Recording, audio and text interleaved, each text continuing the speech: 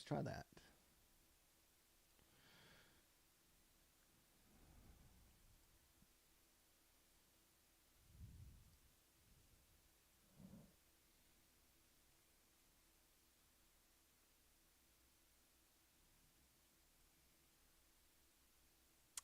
Good morning, guys. How's everyone doing?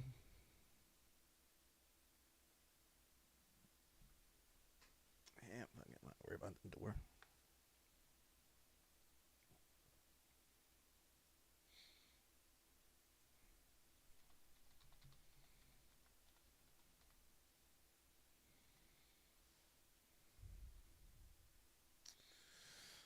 All right, so it is FOMC day today, so the market could just be straight butt today.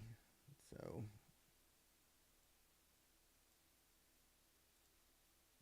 don't really know what's going to be offered today. So just be aware that it's FOMC day today.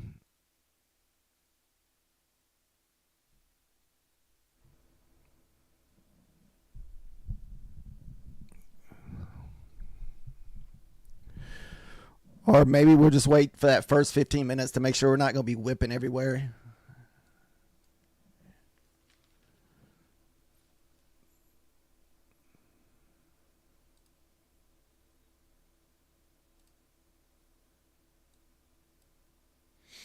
All right, a little too much going on in the headphones this morning.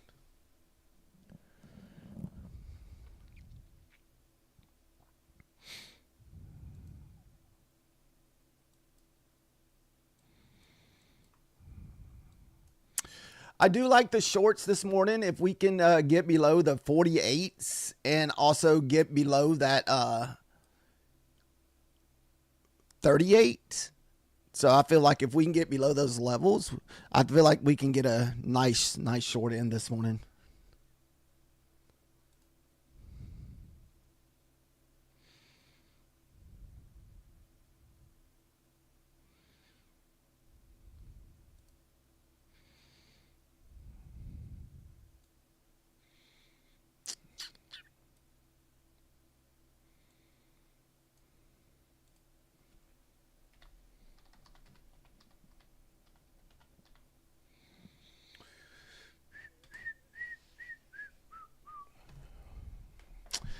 I think if the market's super choppy all morning, I don't even know if we'll sit here all day because I think it's going to be one of those days that, I don't know. We can almost get anything this morning being FOMC day.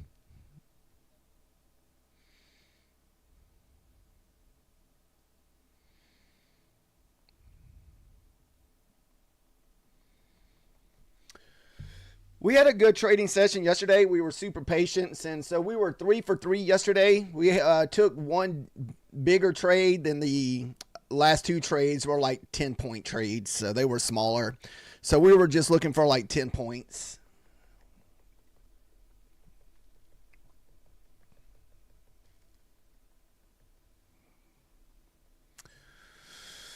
Thank you guys for joining us today. If you wouldn't mind hitting the like and the subscribe button. Believer, are you trading gold this morning? I know you said gold's going to be your go-to trading session.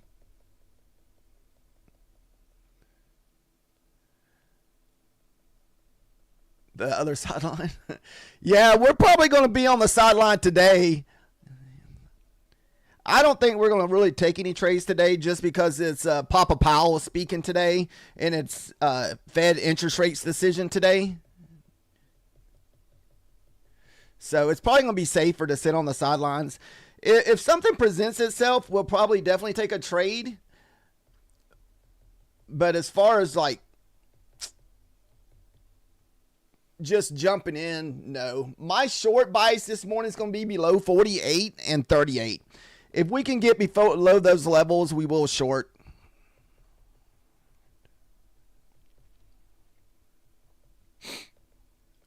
We're still taking trades in the PM session, so we're slowly but surely doing that. I think I'm on like a 5 or 6 day winning streak with that, getting upwards of mostly 10 to 25 points. So I just know you got to be super patient when you trade the overnight. So you have to just sit there. You almost have to sit there for like 2 hours just to wait on a setup. Very, very slow. But it also keeps you from messing up your account. So what we're doing, since we're kind of new to it, we're only trying to get 50 bucks. We're just trying to get a $50 trade. So either win 50 bucks or lose 50 bucks.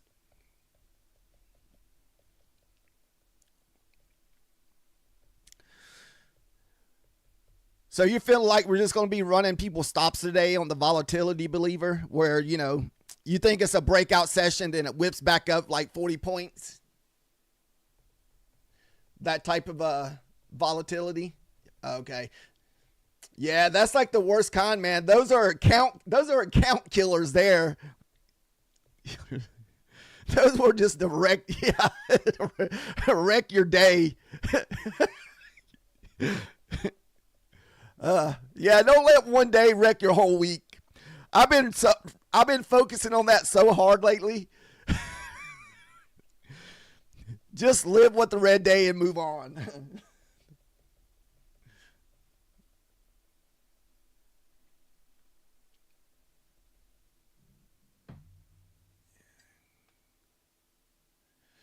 Yeah, most of my entries today are going to be probably 2 micros at max and maybe try to add to it.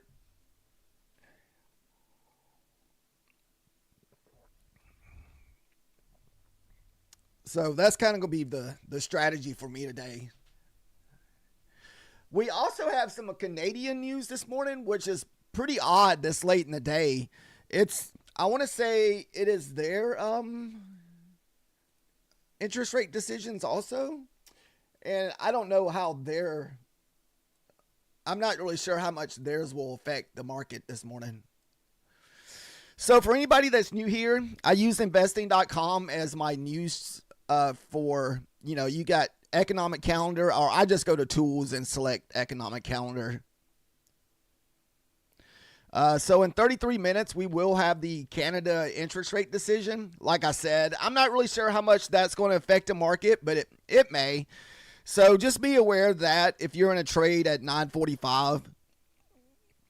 Unfortunately, I won't be here for this today. I kind of wish I was because I like watching this type stuff where the crazy market whipsaw. So this is the FOMC economics projection and FOMC statement and basically the Fed interest rate decision. And if I'm not mistaken, I think they're considering lowering the interest rate by like a quarter of a point. But I think everybody's already kind of picturing that. So I don't think that I guess right here they're predicting it to raise it, right? No, previous. Okay.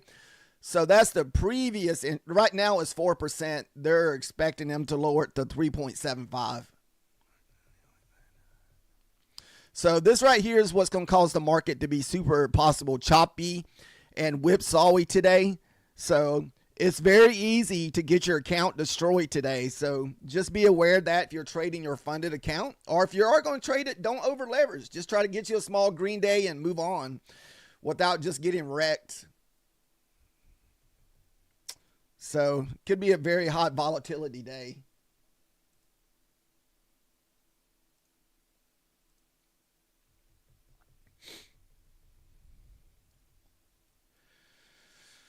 All right, so we've already got our first 15 minutes.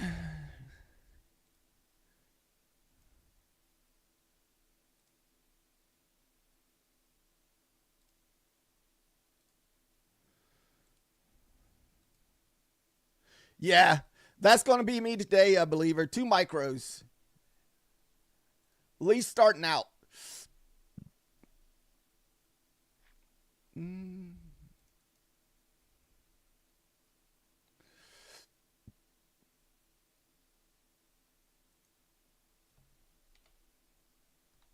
I'm going to put this one indicator on. I think I had it on here.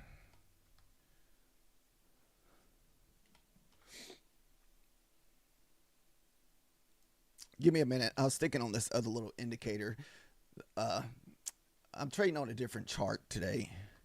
I'm trying to take a lot of that stuff off the charts. This way you don't have to look at all this extra stuff here. I just got to make sure. Here it is.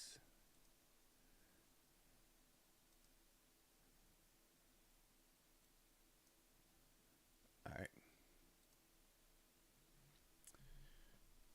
Yes, I trade on Ninja Trader and also Quantower on my Padeus accounts. Why not connect them to my TradingView? I don't know. I've never done that before. I do have my Tradeovate accounts connected to my Ninja account because I'm copy trading a Tradeovate account and a Bulanox account this morning, or Apex with Bulanox, and I'm copy trading because I know you only can have one Riptide connection.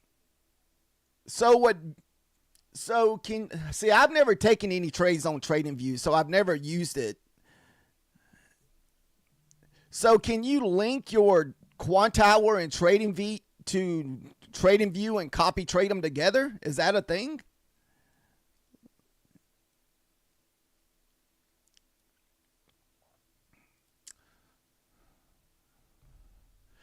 I've just been using Ninja for so long that I just stick to it because it's just where I'm comfortable at.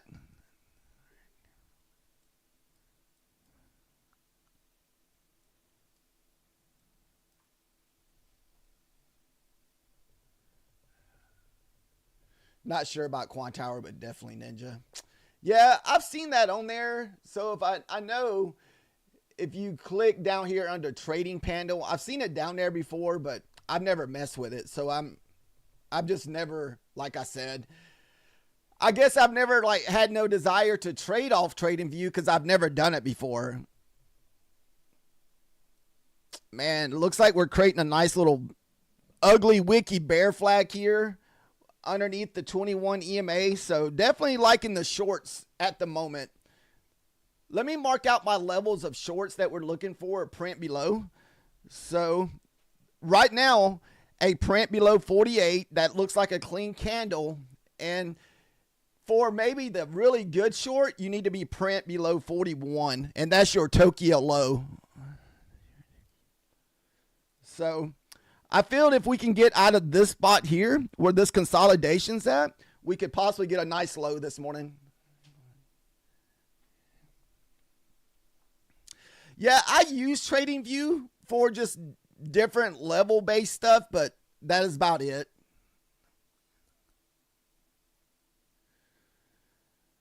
So if we can get the short going on, so we could probably run those down to the 560s. So that would be my target if we're able to get a runner, is I would be targeting the 560s.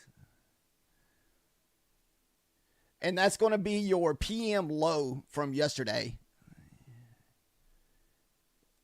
Yeah, under that 47. If it's like, you know, a candle that prints below it, then has like a nice little pullback retest, then use that pullback candle as your entry. That way you just make sure, you want to make sure like 50% or better holds on that candle. So let's just say this candle runs down, prints here at the 40. This next candle prints right here. You just want to see a little pullback on that candle and hold, then get short as it's pushing back through. But I think it's going to take a minute to get through all these wicks. So it could, I don't know, unless we just get the volume like right here at the beginning and it just dumps. Hopefully it doesn't happen before we open. I really don't want to try to jump in a trade before the market opens. But we may do it on an eval though. So let's pull fib on this candle. Like, what would be a really amazing close if this thing could close about right here under both of these levels, then have a pullback somewhere in between here with this wick, then just rip.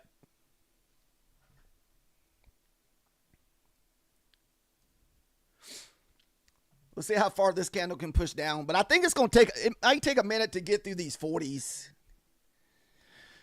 I mean, this is a lot of 5-minute candles sitting here.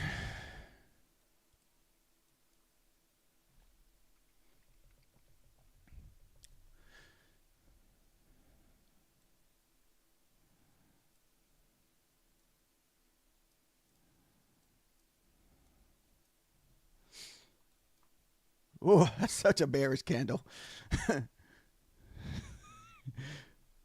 But like you said, it could be one of those days of a fake out where you just, it'll like fake you out. It's going to run down there and rip back up freaking 40 points. That's why you have to wait for the pullback.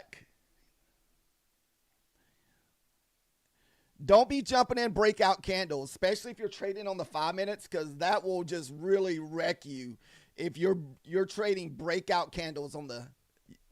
Yeah, so this is what I'm saying. I think it's going to take a little bit to get through here. We might get it at opening when all when all that volume comes in. So we could miss the trade. It could just blast through it and just miss us total. See, let's see.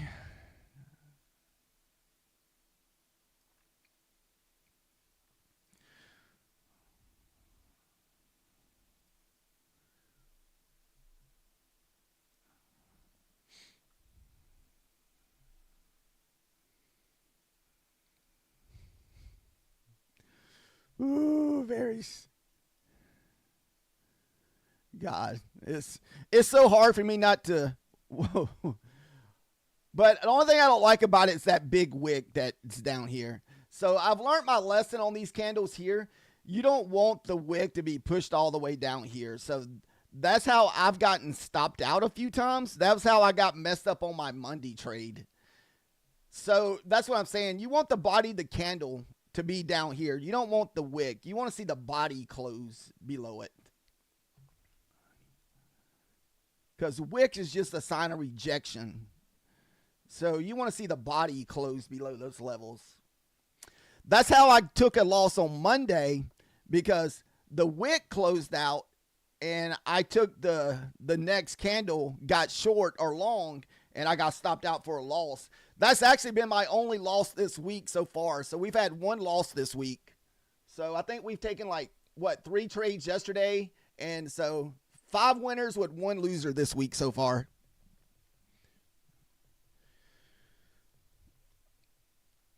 And boy, that one loss, I was like, dude, what did I do wrong? And I stare at charts all the time. So I'm like, and I knew what I did wrong after I'd done it. So basically it was a candle like this. It was a big wick that pushed up. So usually the way I'm supposed to get long on candles, it has to break the top of the candle and the wick. And I bought the next candle that printed right below this big massive wick, and it had too big of a pullback. So it was definitely a straight up fake out on that move that day. Yesterday, we had to probably sit around till 10 o'clock before we found a trade. It was very, very slow yesterday. It was hard to find entries. We only had one good trade. The next 2 trades we had were the previous day closed trade. And I took a trade with somebody in the lobby here off the 700 level for 10 points. So we took 2 10-point trades for those last 2. So super small trades.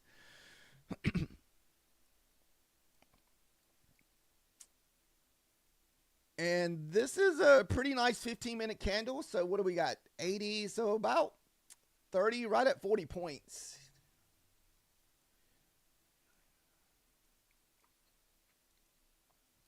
Remember, guys, we're trading evals only, probably starting out until we see what the market's going to look like. Good morning, Clarity, because it's a FOMC day. So the market can be very whippy, very choppy, very trappy. So I would be very cautious trading your funded accounts today, because most people are going to be waiting for Papa Powell to speak at 2 o'clock today. So the market just be straight garbage today. Just be aware that you don't want to get chopped up because of Papa Powell is speaking today. Or Jerome Powell, if you're new to trading.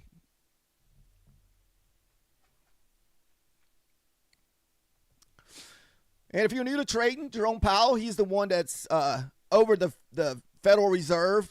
So they usually come out like every 3 months, and it's called FOMC Day. So they have like their FOMC meetings. Then they'll have a statement, and then they'll give an interest rate decision. So the projected interest rate decision for the day is going to be a 1/4 point. I think they're predicting that they're probably going to lower it to 3.75. So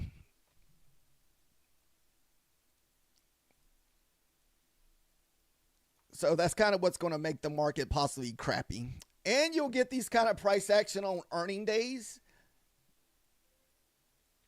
And what is it? Non-farm payroll day for anybody that likes to trade non-farm payroll. Yeah, because we didn't get that body to close down back there. See that little body? That's what I was saying. This is one of the moves that I got faked out on Monday. This is where my one loss came from the other day. So I will no longer take a candle that wicks all the way down and the candle opens here out of this 15 minutes. It has to be a cleaner close with a body with a small wick and a pullback. So, like I said, I got faked out on this same exact type setup Monday, but it was to the upside. So this thing could pop here out the bottom and go all the way out the top here. And that's what happened to me, but on the reverse side. So I was trying to trade to the upside. I made a mistake, big wick, got long here because the body was outside the 15 minutes, and it basically just went all the way back through the 15 minutes.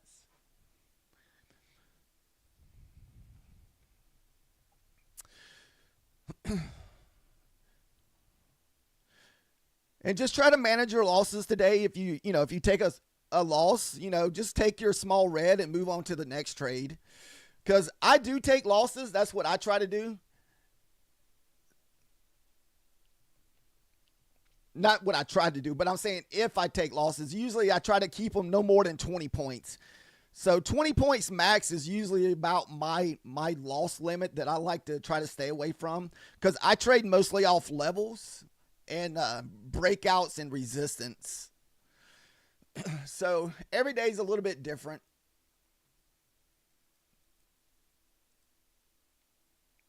Was that someone said that was the 50% of the 15-minute candle? Yeah. So that was the 50% pullback. So it's looking pretty good for a move back down, honestly. If I'm going to wait and see if we can get below 40s. I think that's what I'm going to wait for, is a move below the 40s.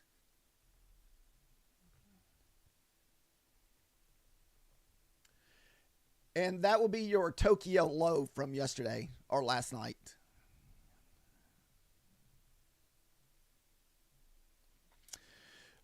Depending on what time frame you are trading, I trade the 5 minutes. So I will never buy a breakout 5-minute candle. So like, let's say if I don't take this trade up here at the close of this previous, and I see this 5-minute candle just bulldozing down, I will have to wait for that candle to print, because what happens a lot of times if you buy these breakouts, especially with 5 minutes, let's just say you buy like one of these breakout candles where it looks like it's just moving, and all of a sudden you just get like these harsh, sharp pullbacks. So to me, what I found safer to trade on 5 minutes is wait for the big candle to print, wait for the wick pullback, pull your Fibonacci, look for about a 20% pullback, 30%, or even 50%. And a lot of times I will just go long at the top of the previous body.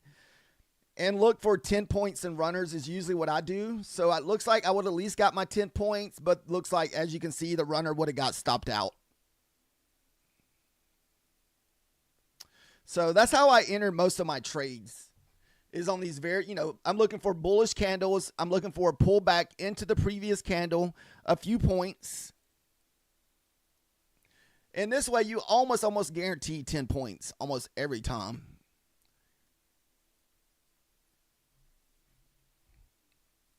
All right, we're getting a nice little push here. I think it's going to waterfall, so we're probably going to end up missing it.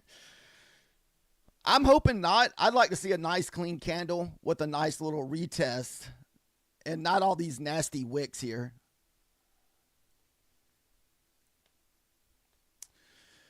Like, we had to be super patient yesterday, so we're going to stick to that this morning too. Just be patient. What's up, Pip? How are you doing today? Down's dropping right now. All right, less than 1 minute to go. We got 40 seconds left. The only thing that worries me about the shorts is all these 5-minute candles. So we'll have to see if we can get through this mess. But I think we will. I think usually the opening volume usually pushes it pretty hard.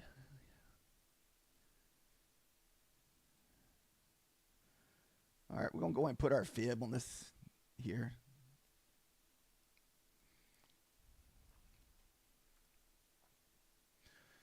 Ooh, 5 seconds left. Let's see. Big wick. You don't want to trade on a big wick candle. Just be careful. I guess depending on what size you're trading. At least that's the way it is for me because I trade on the 5 minutes. See, that candle is already wrecked. Wrecked.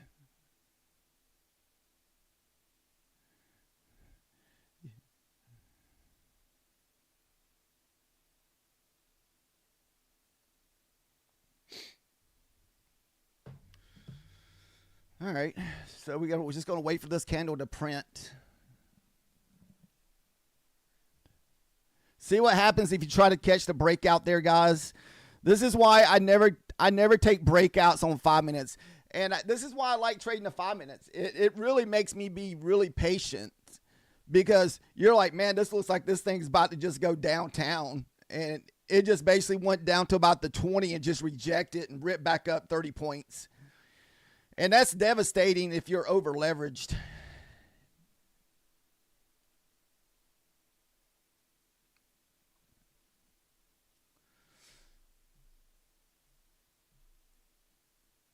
And right now, this just looks ugly, ugly candles.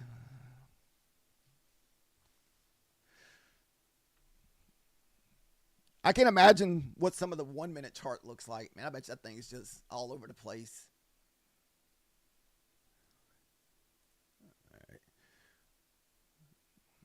All right, the candle is starting to look better. If we can keep the candle as a nice body, then have the wick and have the pullback here. But we still got a long time for this candle to close. We still got 3 minutes left. So this thing could easily drop 100 points.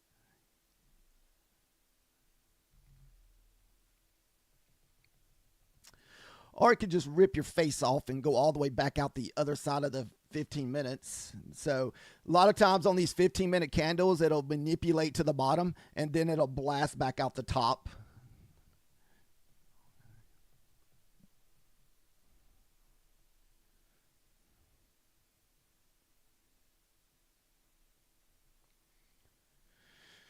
You really just want to see a nice clean body close here with the pullback.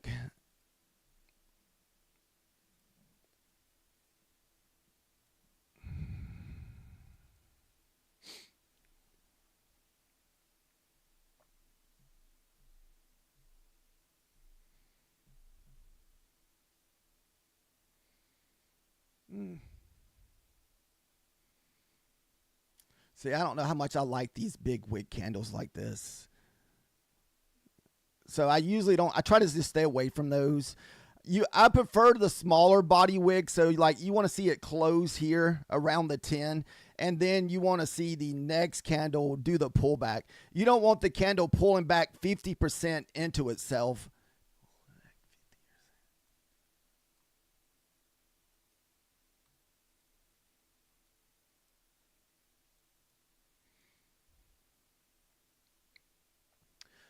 I prefer the new candle, the one that pulls the 50%. So more than likely, I don't know if we'll be able to get a trade off this candle because, like I said, it's already pulled 50% back into itself. unless this candle can close down here around the 10s and then get a pullback with the wick to the upside, then coming back down.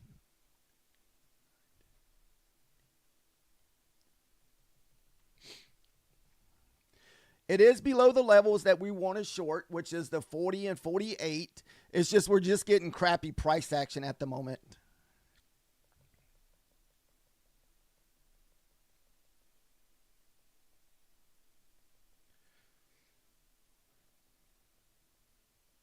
What do we got left? We got 38 seconds left on this candle.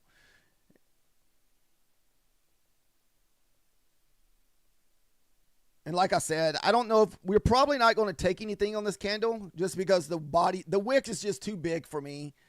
I want to see a full candle, like where you only have like maybe a 20% wick at the bottom. I don't want to see over half the candle a wick. So unless we just push hard in the next 10 seconds. Come on, it's pushing. It's pushing. All right, new candle. Not as bad as the last candle. Man, no pullback at all.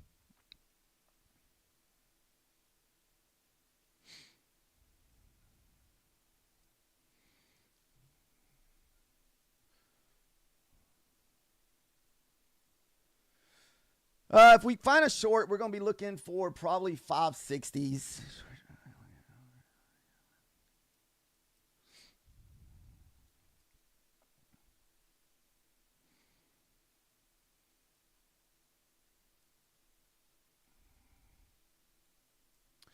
So let's see if we get the 90 bounce back up to the 10.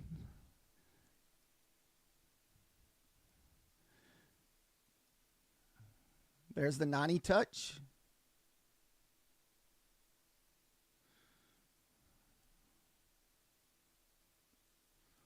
Wow, we didn't really get a pullback, guys, on that to really try to jump in that. It was super quick.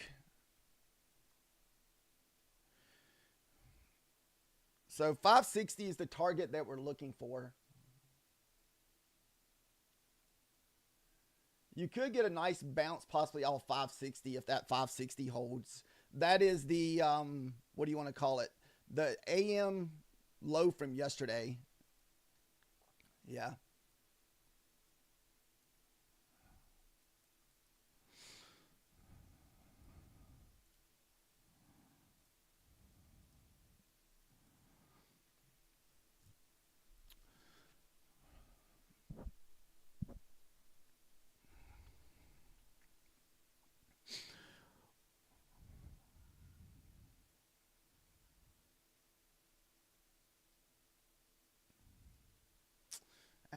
Didn't quite get there.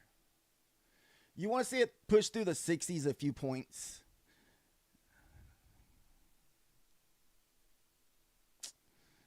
I don't know if we're going to get that either.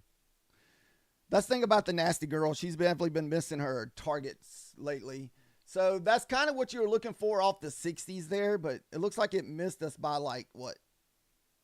Just a few points, 5 points. Wow, what a nasty, nasty candle that was.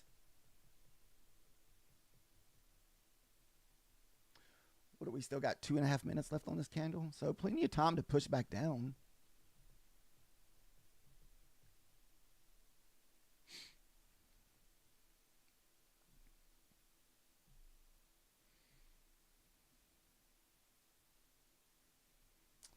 Wow, that would have been a nice reversal.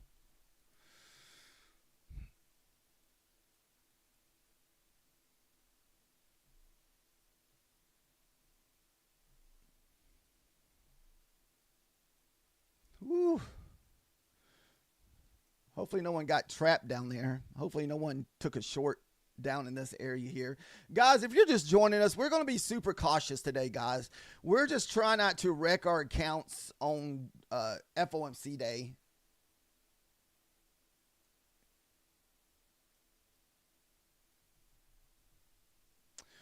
So we're definitely going to be patient today just because we're getting this whipsaw type action, guys.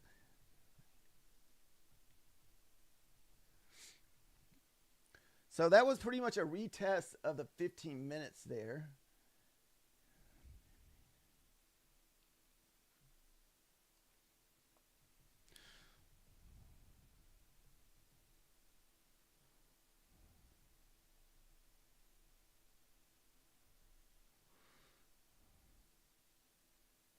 Oh, man. Wow. What an insane candle that was. What is that? 30 plus 40, 70 point candle for a pull and a push. Oh my gosh. That's another account record there, guys. This is what we were talking about, buying the breakouts on some of these candles.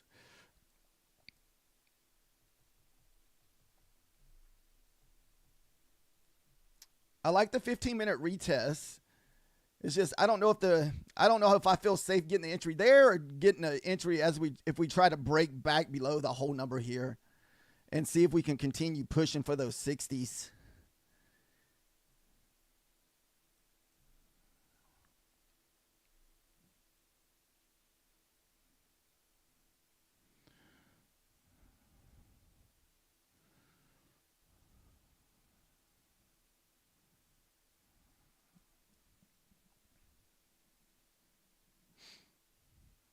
Ugh.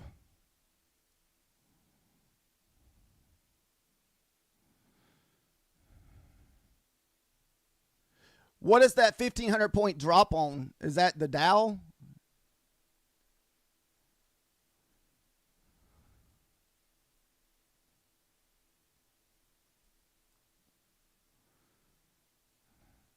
I still feel like we need to run those 60s. I mean, I just feel like that 60s is the target down there. It's just trying to get an entry here. It seems so tough.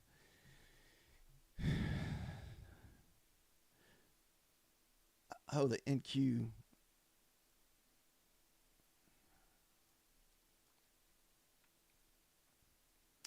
$1,500 points with a 1,500 point pull back up, believer.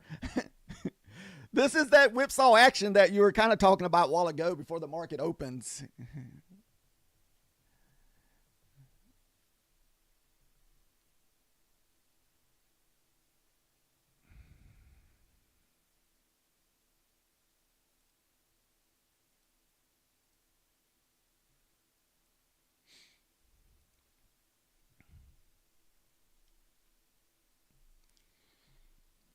Nasty.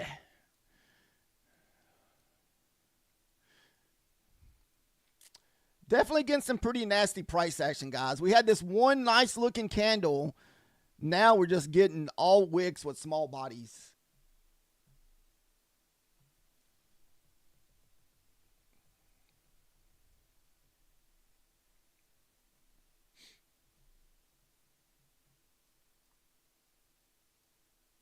So what it is, most YouTubers won't trade FOMC because of this type of price action.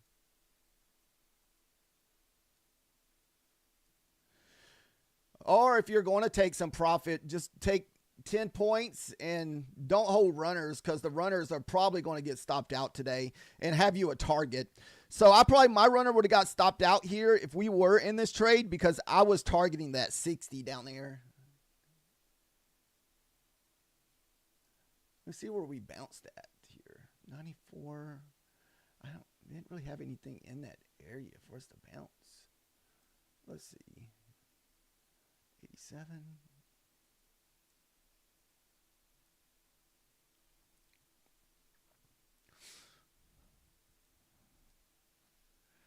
Retesting the 15 minutes here. If this holds, we should get a push back down. We had this similar price action last Wednesday where we kept chopping back into the original 15 minutes. I wouldn't mind seeing us just blast out the top and take out some highs up here. Then you can target the highs.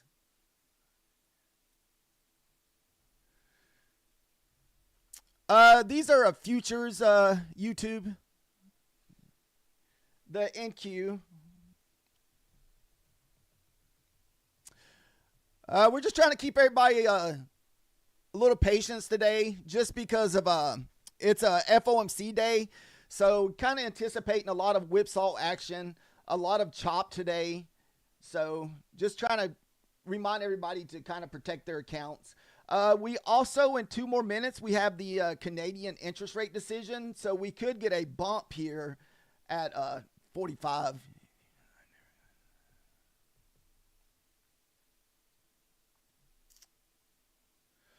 I use a Ninja Trader to make all my trades pretty much like 80-90%. And to get the accounts, you just hold cryptos. Yeah, I've done a lot of just holding cryptos myself over the years, off and on. Then you just kind of pick a prop firm, whatever works best for you as far as your, how much money you're willing to spend. There's some prop firms that are really cheap if you don't want to use cash. If you're new to trading futures, I would definitely use prop firms. You don't want to use your real cash if you're just new to it. So it's the cheapest way to start out. Most anywhere between like 15 to 40 bucks. Mostly what I trade is a lot of support and resistant levels. So most of my stuff is the same thing, very simple every day. So I trade most of my early morning stuff off the original opening candle for that first 8 to 15. Then I have targets that we look for. So like today, my targets was 860 if you're in the short, but we didn't hit it. I was actually going to try to take a long off the 860, but for some reason it hit right there at it. And where I get these levels are, they're just like kill zones from the previous trading sessions, like from the PM session, the AM session. They work pretty good as far as target goes, because most of the time we just rerun those targets.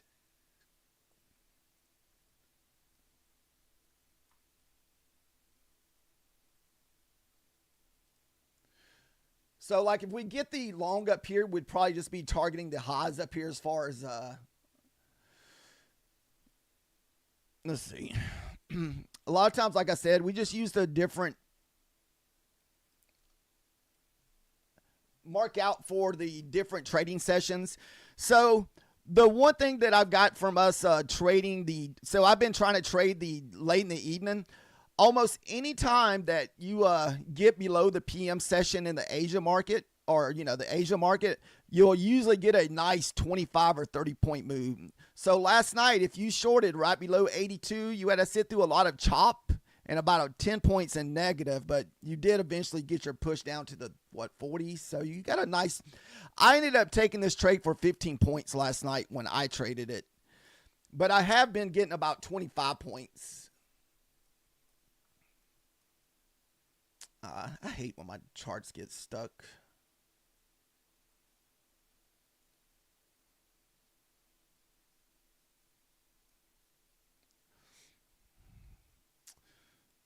Dirty.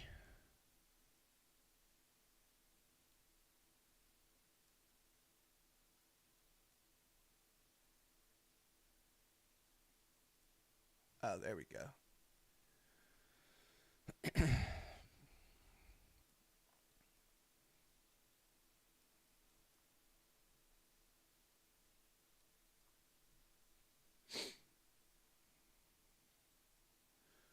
Got 2 minutes left on this candle.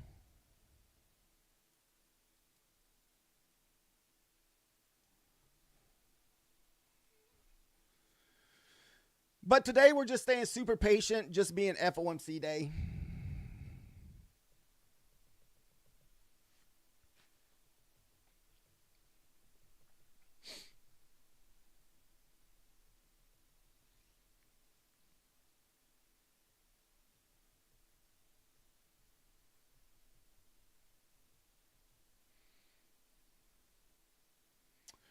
I don't know if I'm pretty sure you can. I think Ninja Trader has an app, but I've never used a phone to do it. So I couldn't tell you what the process was like.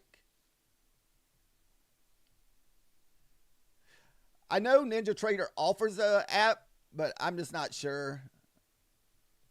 I know probably a few others does, but like I said, I've never taken trades on a cell phone, so I have no experience with that.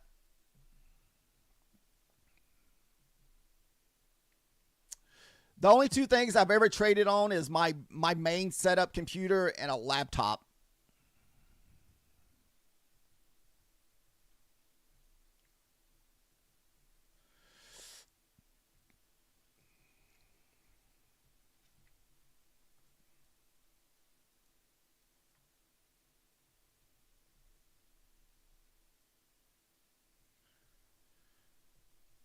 Okay. Head said that you can use Tradeovate to trade with cell phones. See, I have a Tradeovate account, but like I said, never tried it on the phone. I have my Tradeovate account connected to my Ninja Trader here, so we're copy trading this morning.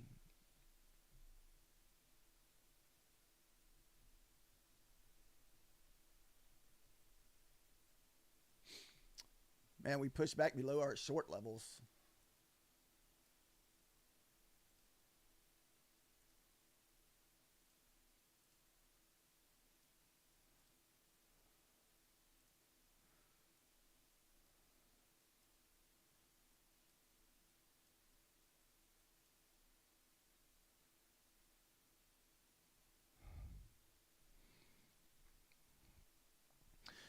Maybe use the 15 minutes as your support here.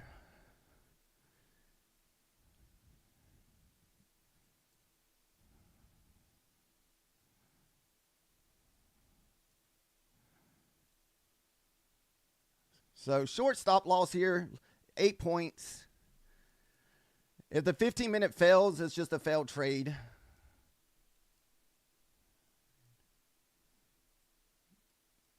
That looks like my 15 minutes is going to fail. Yeah.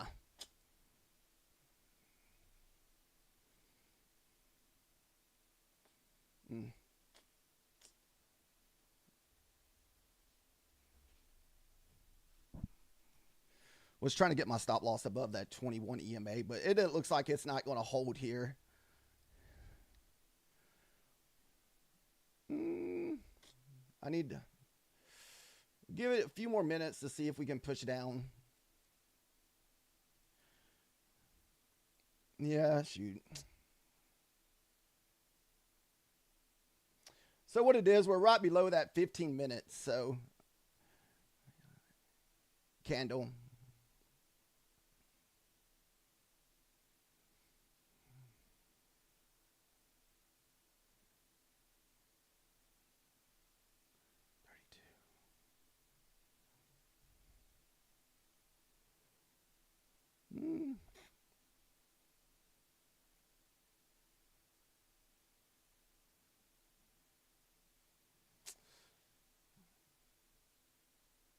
I was hoping for an instant drop off that 15 minutes, but like I said, this is going to be super tough price action with the wiki price action today. So just be aware of that. Nothing's going to be clean today, guys. At least not this morning because of FOMC. I think we're just going to go to break even on this just in case it whipsaws back on us again. See, it's still whipsawing.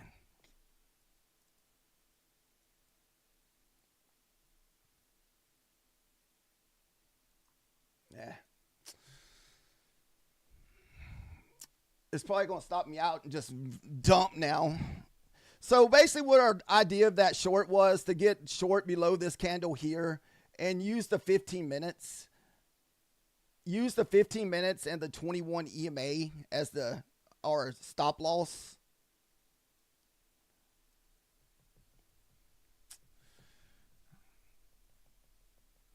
Today's one of these days it's going to be very tough to trust trades because of the whipsaw action that you're going to get.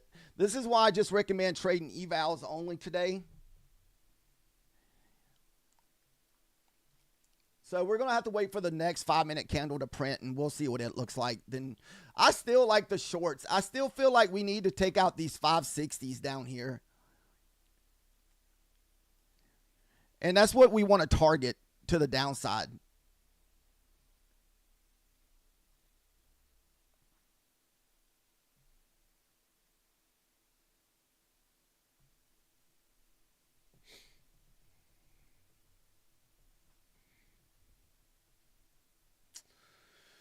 So we only took 10 points out of that. So didn't really make any money off of that because we just hit that 10 points and look for a runner because that's usually where we make all of our profit at.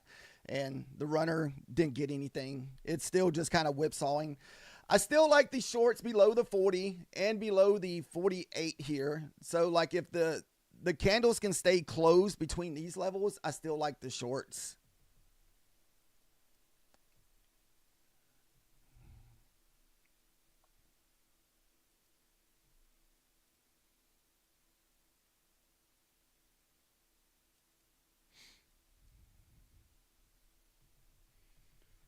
Got 40 seconds. Man, there's a lot of green down there. I don't know if the Bears can take over that. If you pull your volume chart, there's so much green down there below the 600. So, man, the Bears would really have to step in. All right, we got 20 seconds left on this 5-minute candle.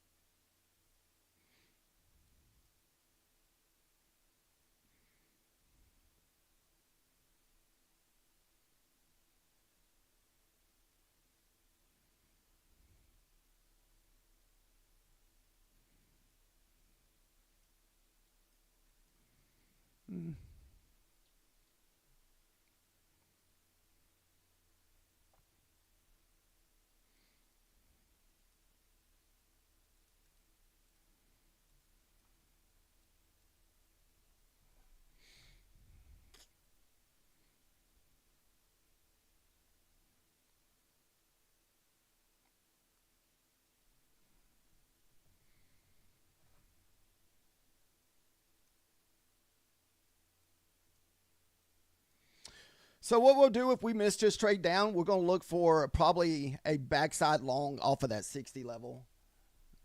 If we cannot get a entry down to the 60s. Like I said, I didn't quite trust this trade. I mean, nice if you're able to stay in it. I just didn't trust it.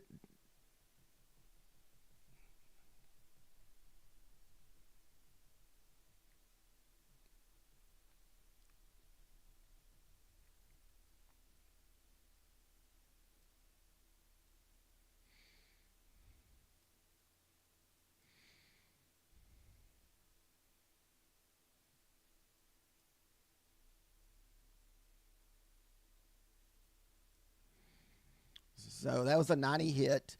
A lot of times if the 10 holds and we break back below the 600s, a lot of times we'll continue pushing.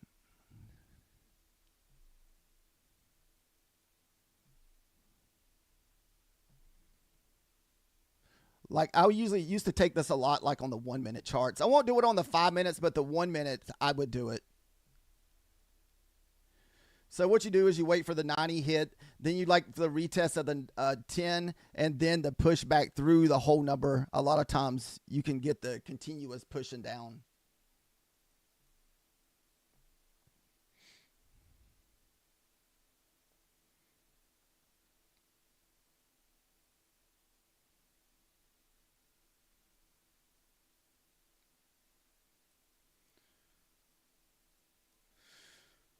So I would take these trades a lot on my evals off the 1 minute.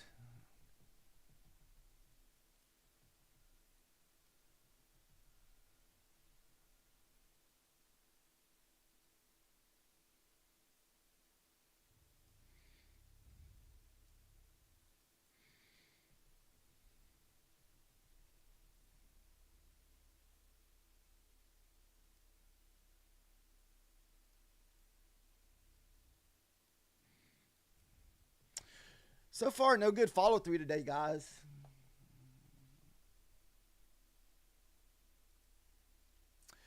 Has anybody taken any entries yet this morning, or is everybody sitting on the sideline?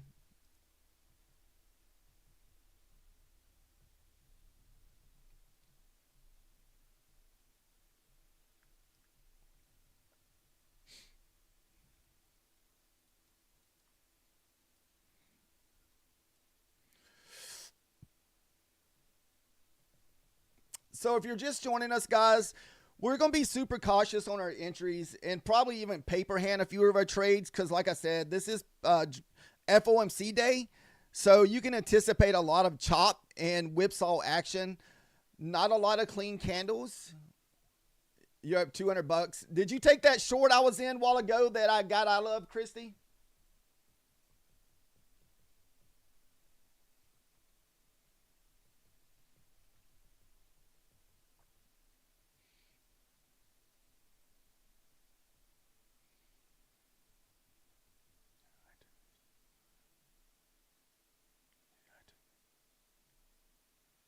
Okay, so you did take that short that we just had pushed down.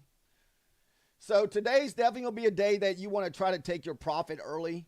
This is remember I sent you a text this morning talking about be careful if you're trading today because of this type price action. So that's why we're being just super cautious today.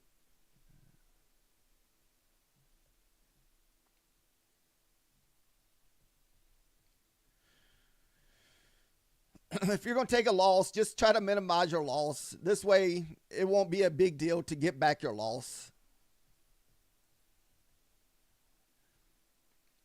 Man, is this like a little bear flag? Let's see. Maybe.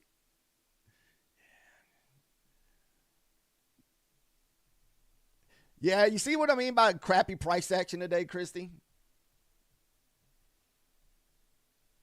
Yeah, this price action is just but.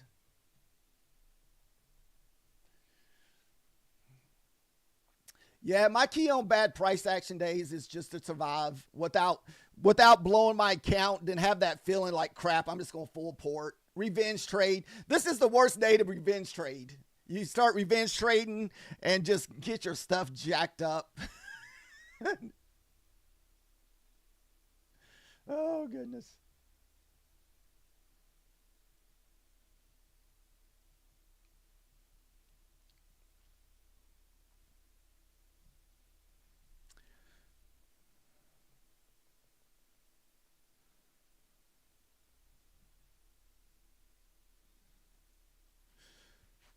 I will look for a possible long on the pullback off of that 60 level.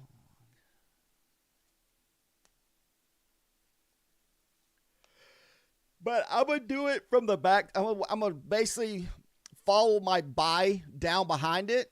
So if it goes through the 60, I want to try to get my order as close to 60 as possible.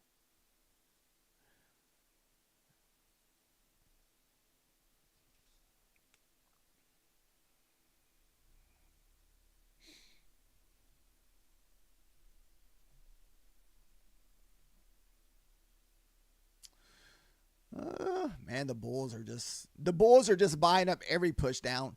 If you look at, I have a volume chart up here, and let me see if I can, let me bring down the volume chart real quick and show you. Let's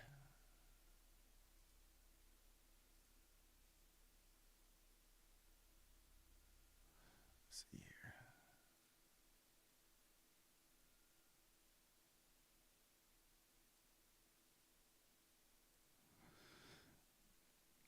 All right, if you look at your volume chart, pretty much all these buyers are pretty much all below the 600 here. So anytime it tries to push down through here, below that 600, everything's just getting bought up.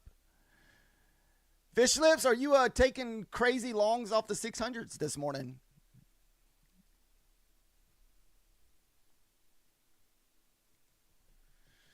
The 600's been popping.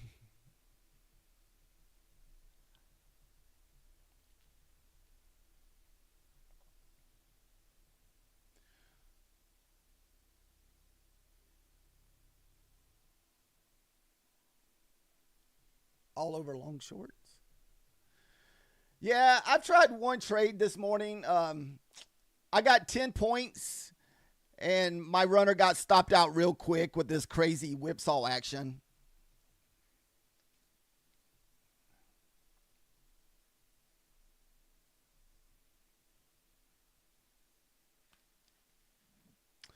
I want to say yesterday we sat here till almost 10 o'clock before we even got a trade yesterday. Like it was tough sledding yesterday.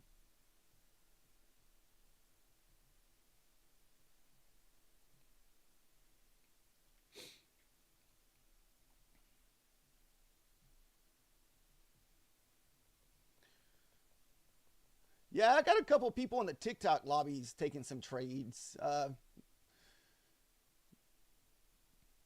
was surprised Christy took a trade, but man, it seemed like she went in on some minis if she's up $200. I think she's trying to pass that eval that she won from Apex, though. I think that's why she's hopping in.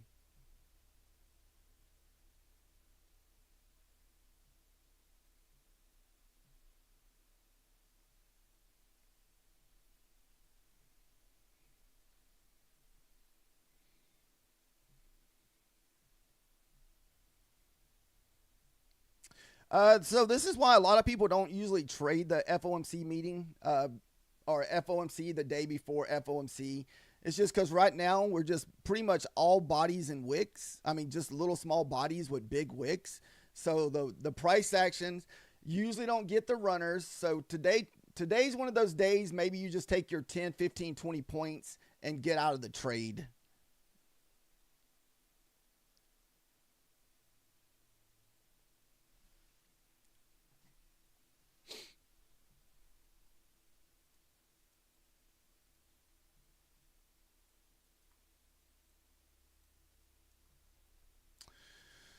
That's pretty good, Fish Lips. You got 250 points so far off just trading the bounces.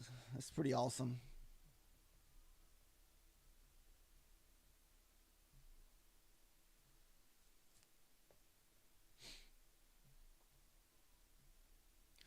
Is anybody else in the lobby taking any trades today, or most of you guys sitting on the sidelines? Did anybody get trapped in a a long or short this morning?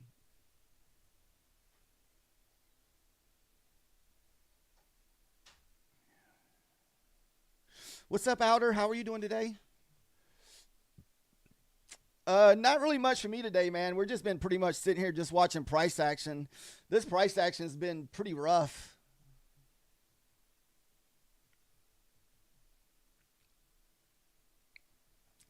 But we were already anticipating this price action, so we're not like shocked or anything. You have a long setup running. Nice.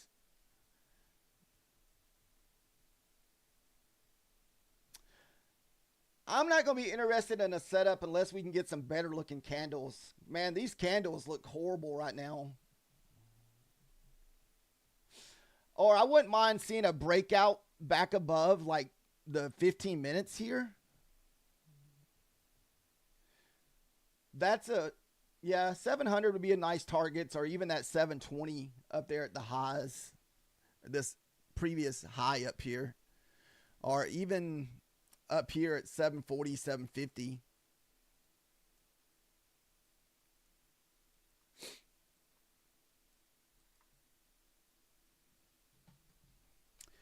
Dude, Fish Lip's already up like 250 points from just taking the whole number of bounces.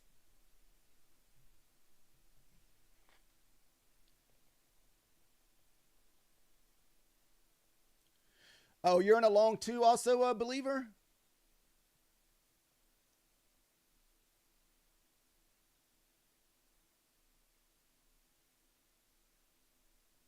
Oh, no.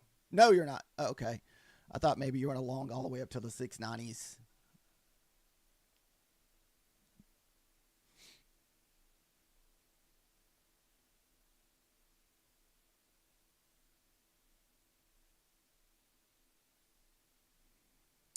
Thank you guys for joining, liking, and subscribing today. Today's been very uneventful. Not a lot to really do. We did try one short a while ago. You could have probably got your 10 points. But other than that, pretty much all the runners have been stopped out this morning because we've all had big whipsaw action. As you can see, we all have these big candles with small bodies and big sticks.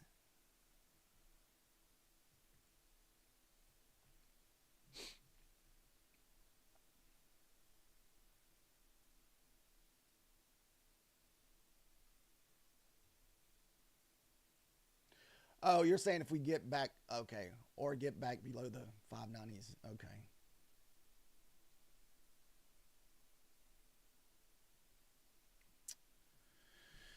We're going to probably give it one more hour. If we don't have no kind of setup or any kind of entry by say 11 o'clock today. We're probably just going to call it there. No, I think we're waiting on Papa Powell today, Ponzi. We're waiting for Daddy Powell to give his 2 cents so that the market can decide which way it wants to go with the interest rate decision.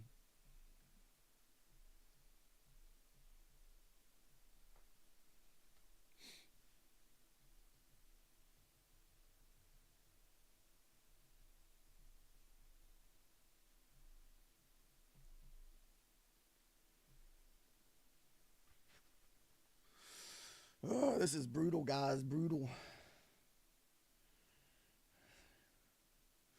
So not a single person's in a trade right now. I think Outer on the YouTube lobby, I think he's the only one that says he's in a trade. He's looking for a trade up to the 700s.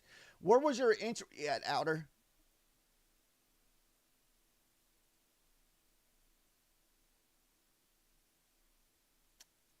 $25,590.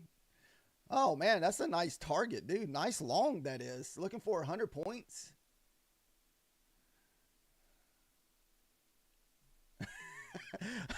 All these equal lows, all these wicks down here, I'm just ready for a flush.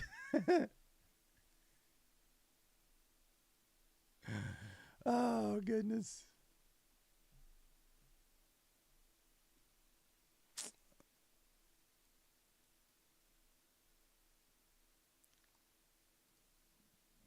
Are we just making lower highs here? Is this a little dirty flag?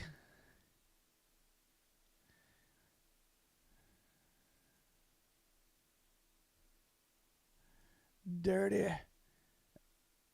Got a little dirty bear flag, maybe?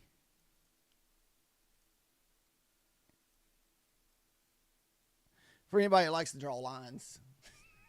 We just keep making lower highs. So lower high, lower high, lower high. Do we get the break?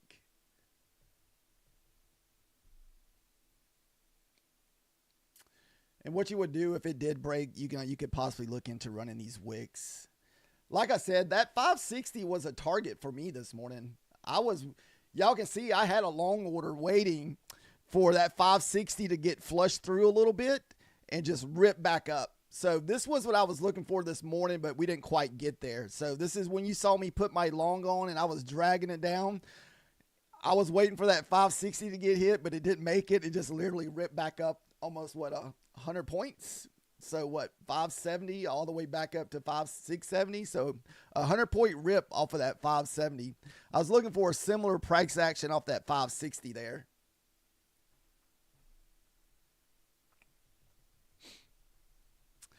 That 560 is your New York AM low from yesterday morning. So that's what that 560 is. Very slow and choppy today, man. I was already anticipating that today because of being FOMC today.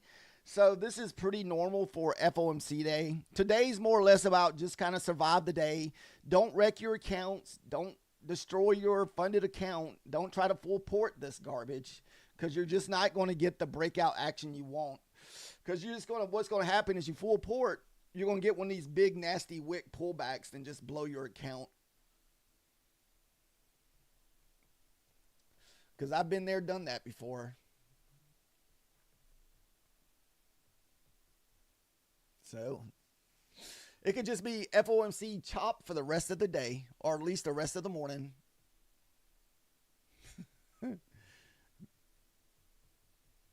I don't know. Is Jerome's name Billy? Posse? I don't know who Billy is.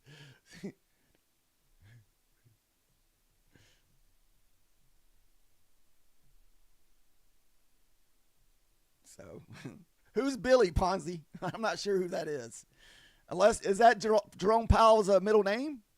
Or is that is Jerome Billy a nickname for Jerome? I'm not sure. Oh, it's reference to an old song. Okay. Yeah, I've never heard that terms before.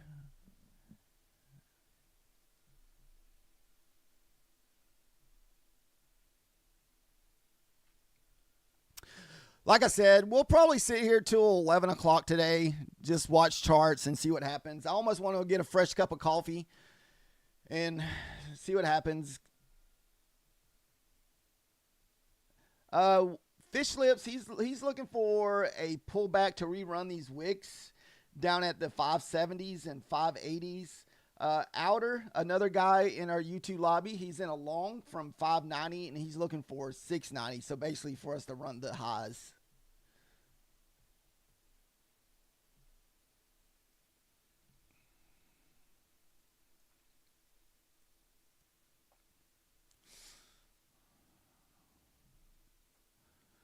We did.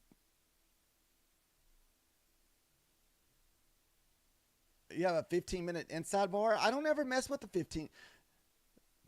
Dude, is it even a bar or is it a stick, Outer?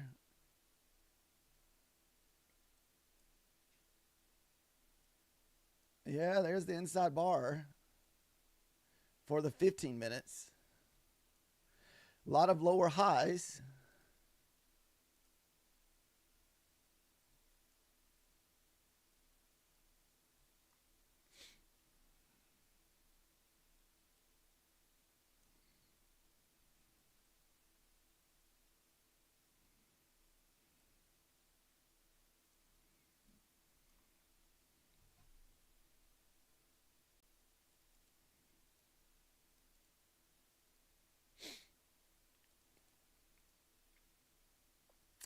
Let me stick on my one indicator. I forgot to stick on the inside bar indicator today.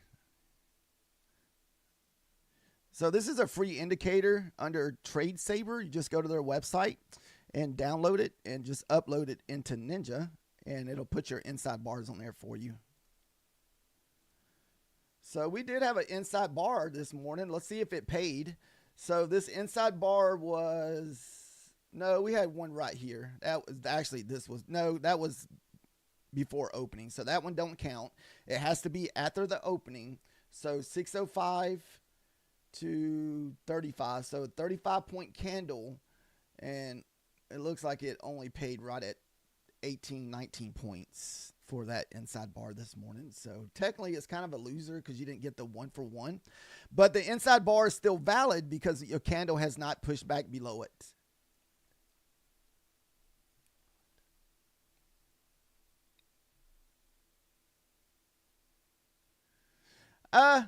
I like it because a lot of times I forget about it, Outer, because I'm so focused on other things. I like that it'll just pop up a purple candle. I'm like, whoa, purple candle, inside bar. So it just makes me visually, just make me think about it. Because a lot of times I miss it because I'm not thinking about it.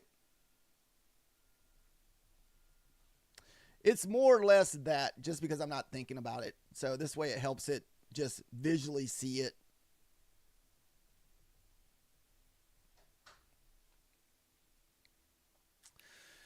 So the longs are the inside bar move today. Let's see if it pays. It's paid every day this week. I think it's on like a, 5 out of 7 or 6 out of the last 7 days. It's been a winner. So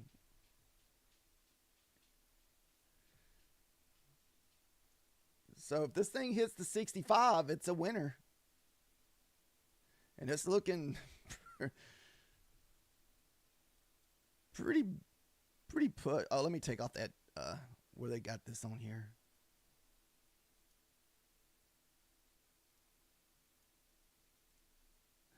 Oh, take off that. I don't like the words on that corner up there either. That kind of annoys me to have stuff on my charts.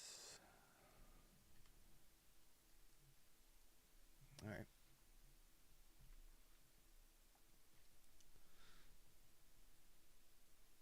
And I don't even know if I would even call this an inside bar. The only thing I don't like about it is it's all wick. It's not even really a bar. So usually I don't think they're very clean when they look like this. You're in the 1 minute charts.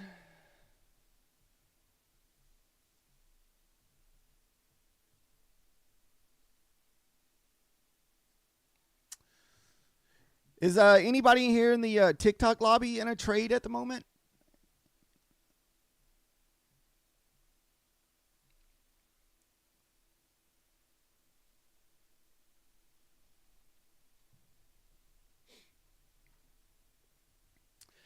So pretty much the same thing as yesterday. Yeah, it's very flat today, man. I'm gonna stay. I don't even know if we'll get another trade today, Fish Lips. I think 11 o'clock. We're just gonna call it, survive, and hopefully come back tonight and look for a nice 20-point trade or something. Unless we can get a nice looking bullish 5-minute candle here and push out the other side of that 15-minute range. I think if it doesn't, we're just probably going to sit flat here.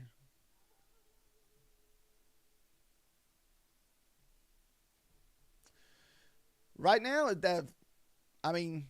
this inside bar is about to look like a winner. So 65 is 1 for 1.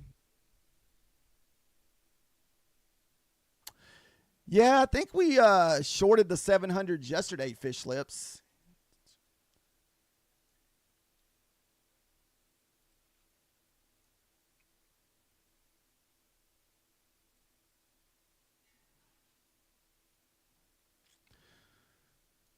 Boy, look at this fake out here.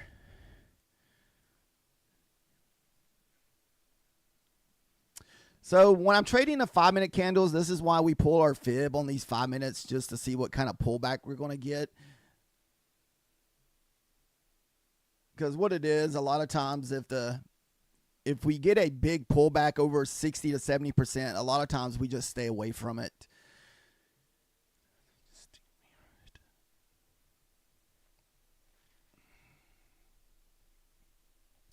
I don't have the 200 moving out. Yeah, I do. It's on this chart here. Previous day close is sitting at 676.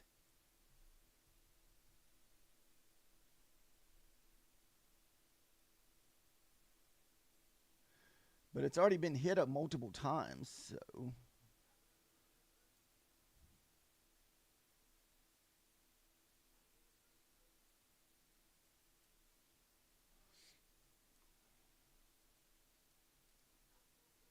Yeah, it's very choppy today, Outer. That's why I've been trying to warn everybody that's trading today. Protect your accounts. Don't over leverage today. Don't get in a position where you have to full port today. Try to maybe even stay away from your funded accounts today. Just try to stay safe today and keep your accounts green or small reds, and just live to trade tomorrow. Get through FOMC hour. Maybe the 3 o'clock hour will be some good trading for you guys. Unfortunately, I won't be home for the 3 o'clock price action, but it may be a little bit better after Jerome Powell. Yeah, protect the nuts today, guys. Protect yourself. No, stay completely away from your funded accounts, Christy. This is why I sent you that text this morning, because I did not want you to get on here and ruin your funded accounts on this type of price action. That's what I was telling you, that most people will not trade this the day before FOMC, because you just end up with this kind of garbage price action. It may weak have it on your eval. I'm attempting to take that 76 short, Fish Lips, for the previous day close.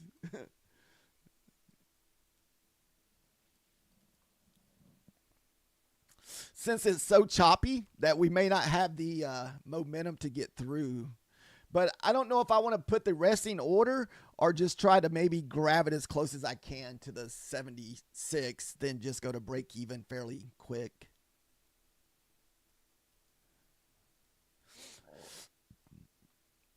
Yeah, this is one of the days you just sit around, drink coffee, and watch charts. Do some back testing, or, anything but trying to trade this crap.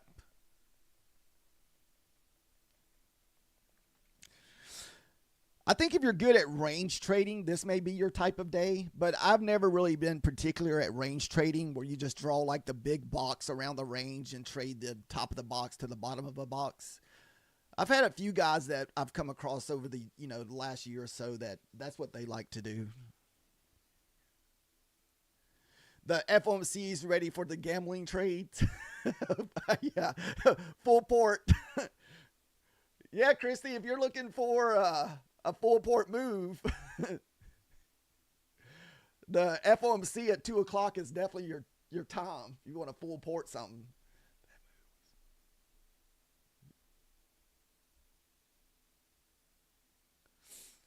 That move was made already at 8:30. Yeah, that was really the only clean candle we had so far today. This is the candle that they're believers talking about right here. This is the only good, nice, sexy candle we had. Everything else has been rough.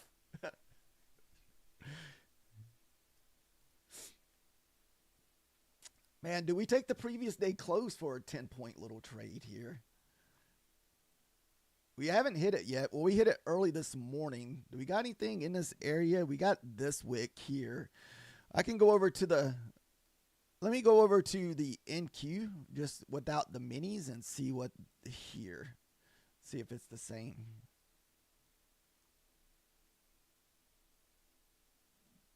Oh, I changed the wrong.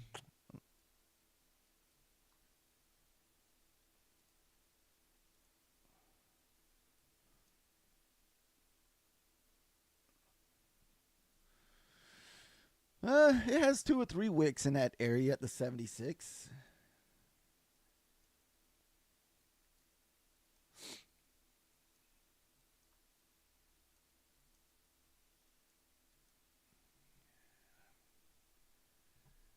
You're taking it on the fundeds? Look at Methodical Man. Methodical Man ain't scared. Methodical Man's like, we're trading at 76 on the fundeds.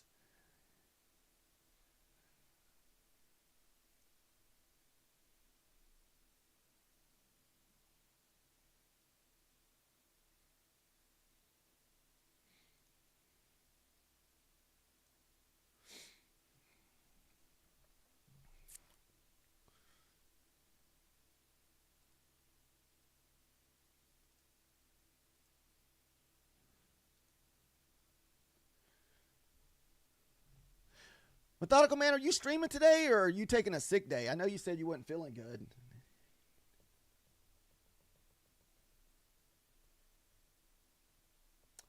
Thank you guys for the likes and subscribes today. If you're just joining us, oh, you're live. I looked a few times. I swear I didn't see.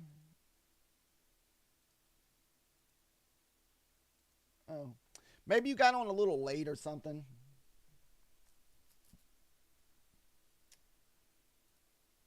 Have you been able to find anything?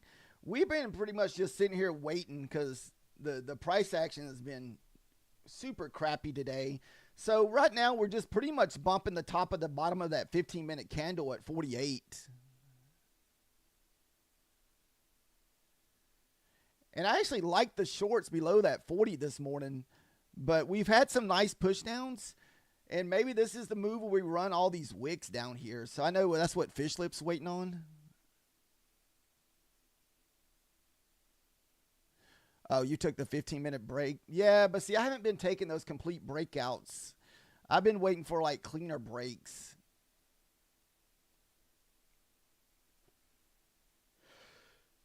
Oh, goodness.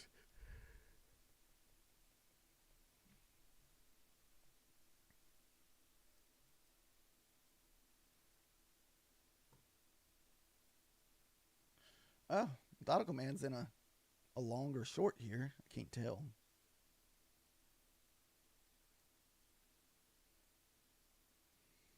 A long?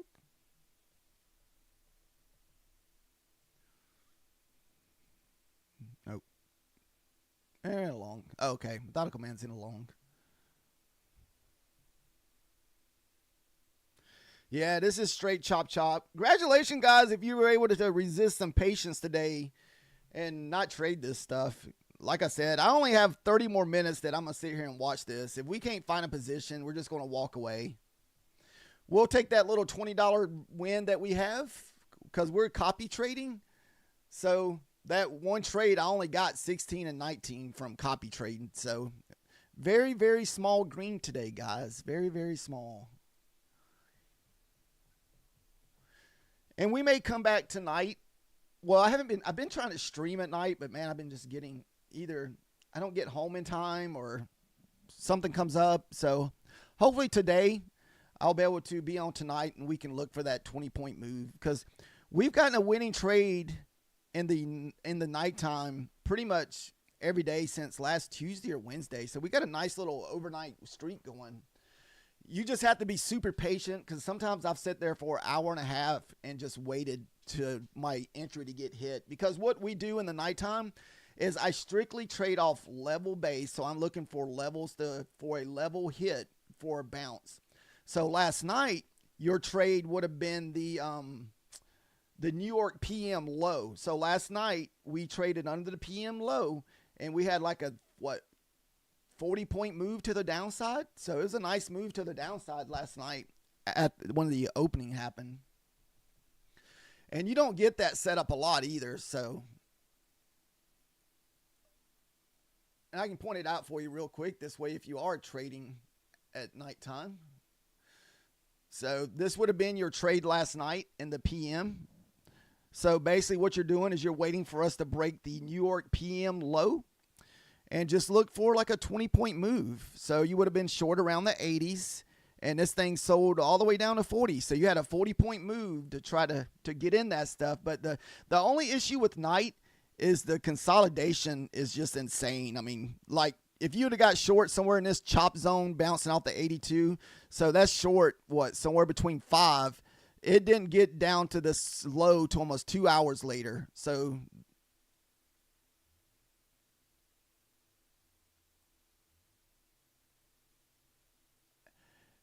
Apex is 90% off with a $60 activation fee. What? Holy crap, dude. That's cheap. You don't get cheaper than that. I might have to hook that up. Man. That's pretty cheap there, guys.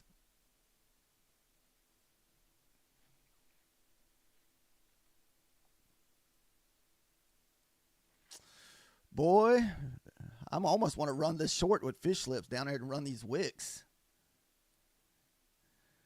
But, man, everything's been so... Any normal day, we would have been already running these wicks at the 90s and all the way down to the 70s.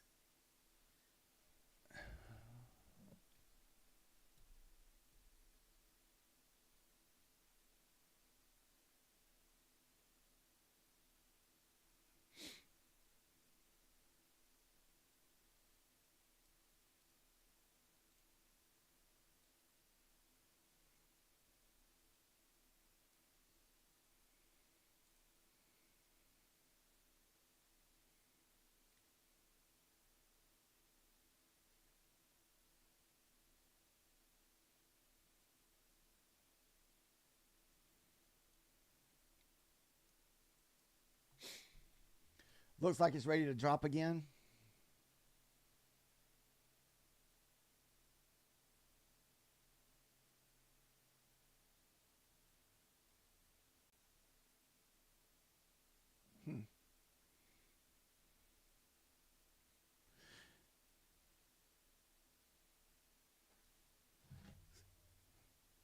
See, I hear somebody else saying something different.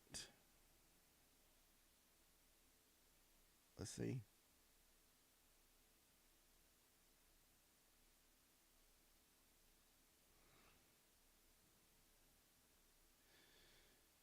It says...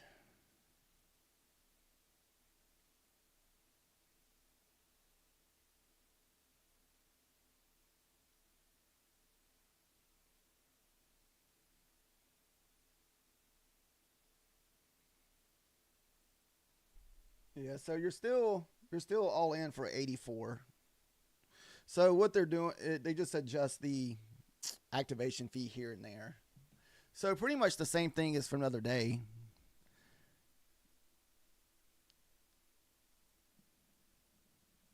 How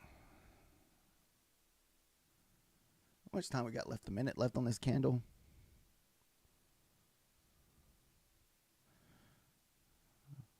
It's so tempting to short this.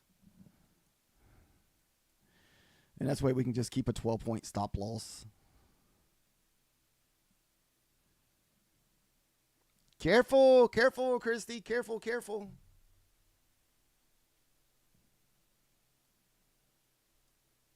Thank you guys for the likes and follows today. If you're just joining us, it's been a super patient, slow day. So today you have to really have some patience today, guys. because this price action is horrible. I don't recommend trading your funded on this mess. Man, I feel like we just got all these wicks down here.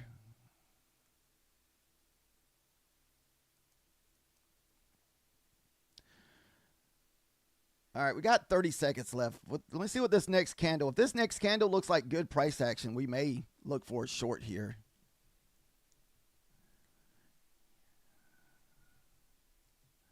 I like that we're staying below the 21 EMA here. We got all these wicks down here that we can run. And we can look for that 640 level. We got 10 seconds left.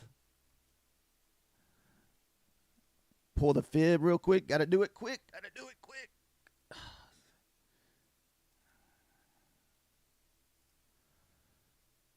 Hopefully it wouldn't get in too early.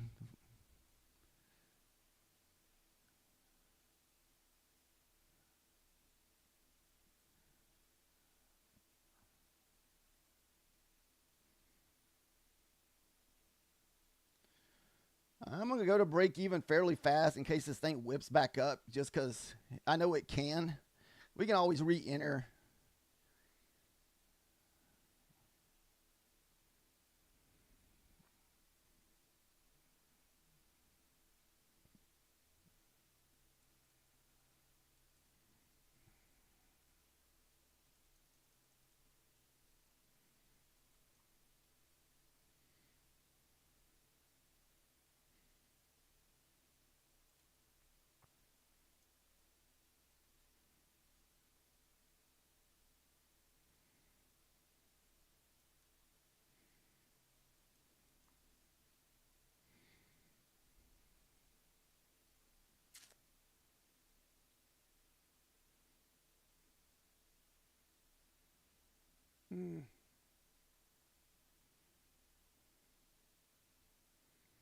Dude, like every single thing has been like not a you can't get a nice clean move. Everything is just like chop, chop, chop, chop. Oh my goodness. I didn't even know if we were going to get through that.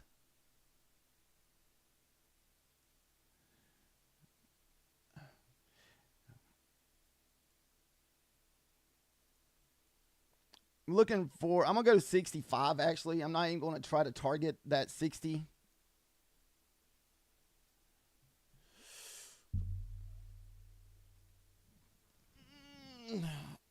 I may even look for a long off of 60 here if I can get my, oh man, this is looking so bullish. I mean bearish, but that doesn't mean anything on a day like today, guys. Don't get your face ripped off and jump in on a freight train candle and get that big move pull back. So just pick your level and try to take your point. So right now we're targeting this low wick here, but I also like to bounce off that 60 level.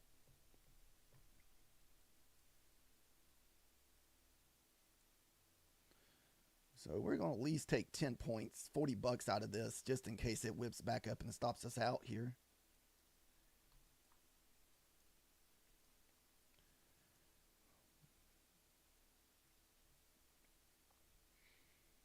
You didn't stay. Hey, today is a tough day to stay in entries. I don't trust any of these moves today, Christy. Every move I enter, I'm just like, I'm on pin like, come on, just go already. This is probably the first, maybe the first big candle well, no, we had this big candle here, but this is a nice clean candle here.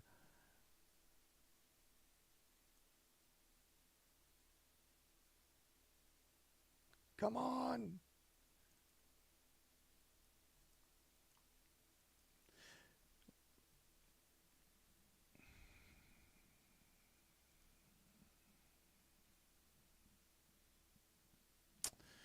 Damn it.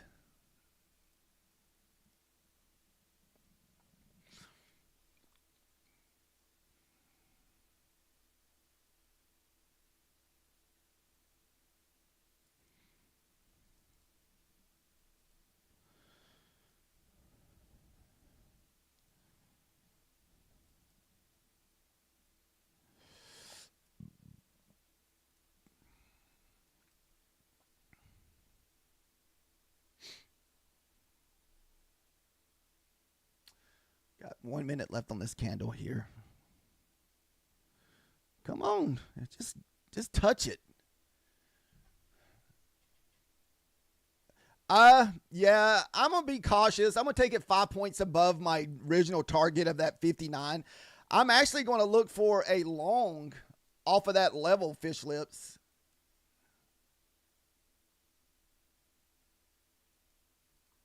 Damn it. This is why you don't jump in today on bullish candles or bearish candles, because you'll get this damn big 25, 30 point rip back up and get your face ripped off.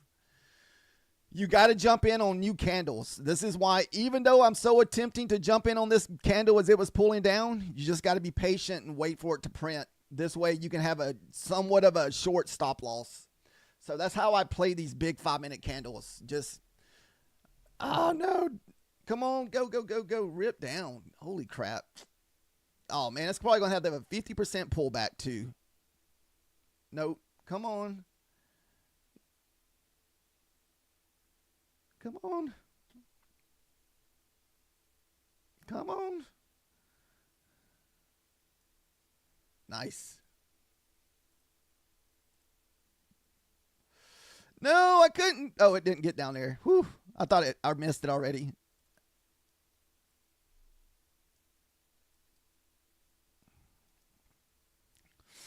No. Come on. Push. Dude, it just cannot hit that damn 60 level.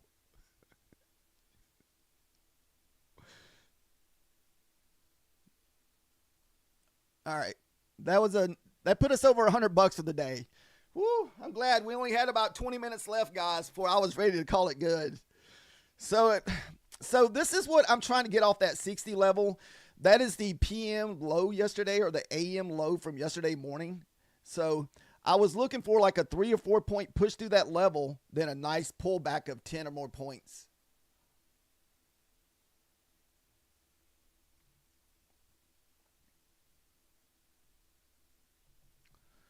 Finally, some clean looking movement. Look at these sexy green red candles. Took all morning to wait this out. We had to wait over an hour this morning. So I'll be happy just to walk away where we're at now, because we're copy trading. So we're up over $100 on 2 accounts at the moment. I'm going to take this buy order off. So what I'm doing with this buy order, I set this away from my entry. Then this way I can drag it down, and I'm trying to drop it as it runs a level. And so what this does is it keeps me from like just buying into a freight train. And this way I can see if my levels are going to hold or not, and just try to drop it as close as I can to my level, which my level to trade off was going to be the 60. And we got stuck right there at it again.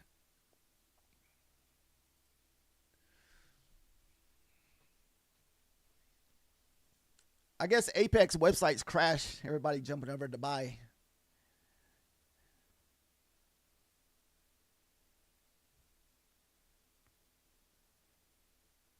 What do you think? A 600 retest and a pushback down, fish lips? Are you shorting that 600?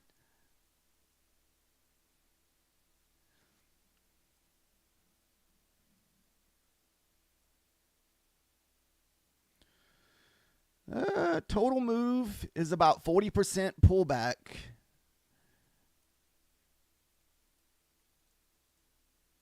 Let's see where we're at. 60% on the candle.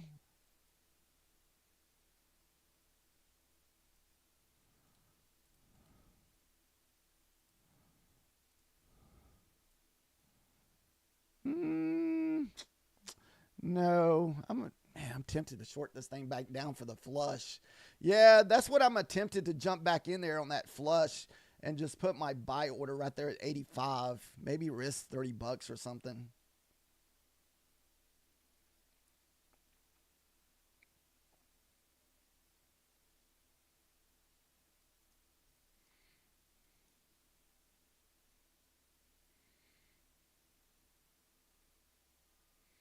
If we do this, it'll just be one micro too, guys. And it'll have to stay under the 600. Because I feel like, no, I'm going to wait. I just feel like we're just stretching here. I'm waiting for us to, come on. Now this is BS.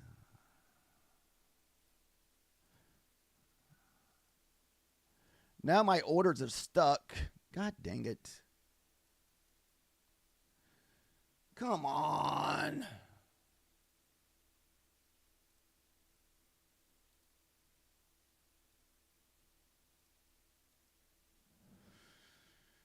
Dude, this sucks.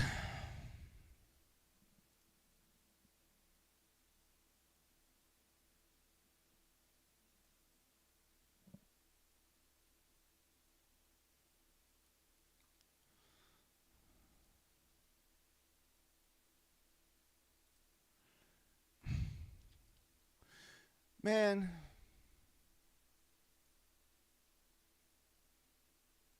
Okay. Whew. Got it off.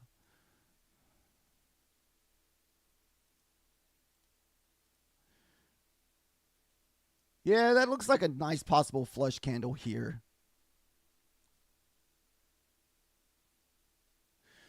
Gold hasn't done jack today. We finally got a nice little move here. Dude, I'm stuck in a trade. Son of a... What the hell?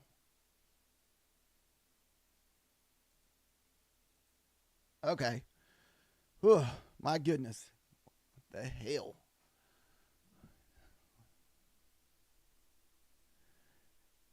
It says my mic's muted. I don't know. Does my mic muted? No one said nothing all morning. No, it's not.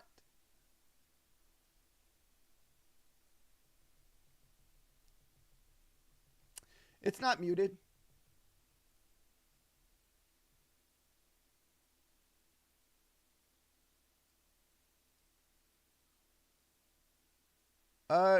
No. YouTube's not muted either. Because I can hear myself in my YouTube channel because I always listen to it to make sure everything's okay.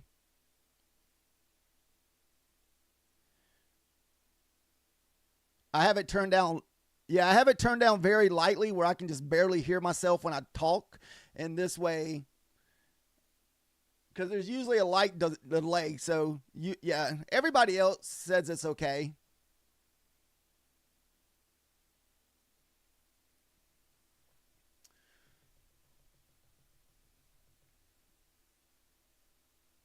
All right, guys. So we were patient enough. We were copy trading.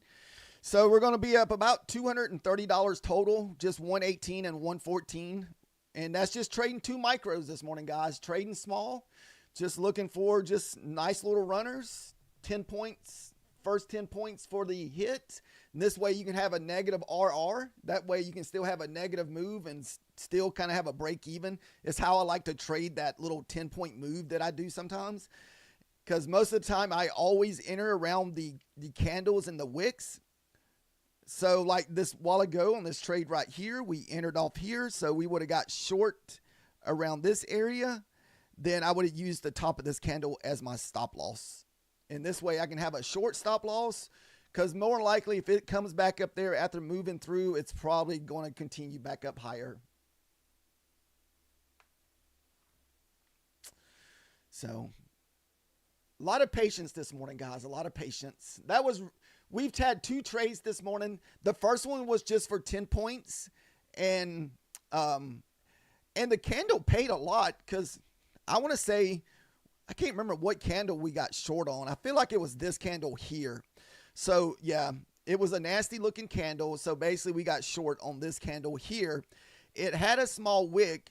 It started pushing down. I got my 10 points, but then it basically wicked all the way back up. So that's where we're at with the 2 trades that we've taken so far.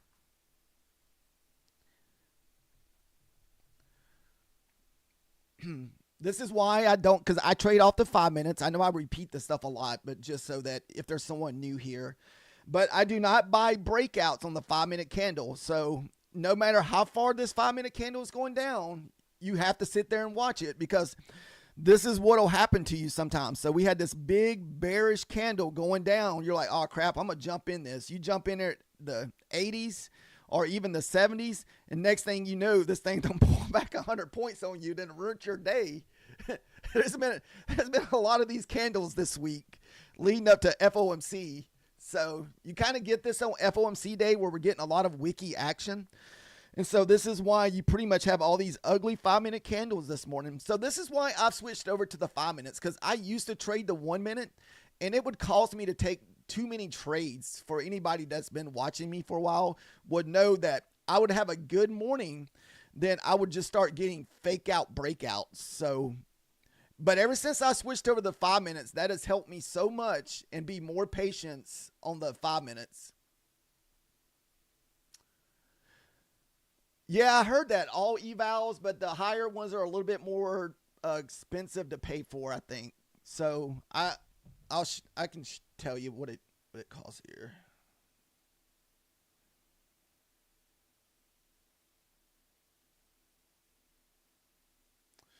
Let's see. I was just looking at it. So it's $20 for all Apex evals. Then a $65 activation fee. That's for the 25K, the 50K, and the 100K. For the 150K, the 250, and the 300K is still $20, but you have to pay $125 activation fee, and it's $144 all in.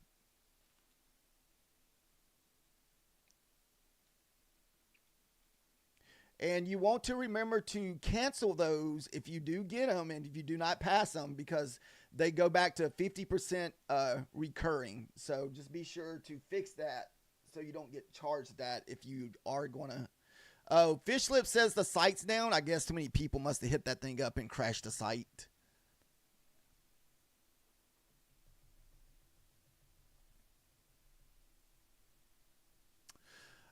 What is that? You said you find the hour easier to clock for me? I usually look at mostly the 5 and 15s. I have looked at hours here and there, but not enough to, like, I guess, to get used to it. It even took me a minute to switch over to the 5 minutes. And how I got stuck on the 5 minutes was actually through trading the inside 5-minute bar. And so I started watching the 5-minute inside bar every day. And so that's kind of how I got started trading on the 5 minutes, more like everyday consistency. I would, Christy, if you're up $500, I mean, just put it away. You keep jumping over there on that mini. I know you see me taking the short. Did you take the big short right here? Did you get that short again? Hell, you held my last short longer than I did.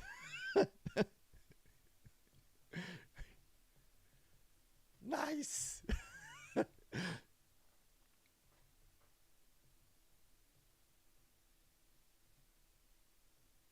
Is that the short you took? Did you take the same one I took right here on this 5-minute drop here? Oh, you took the long back up. I wanted the, did we hit the 60? No, we didn't hit the 60, did we? Because I didn't take the long because we didn't hit. No, we missed that crap by like a couple points.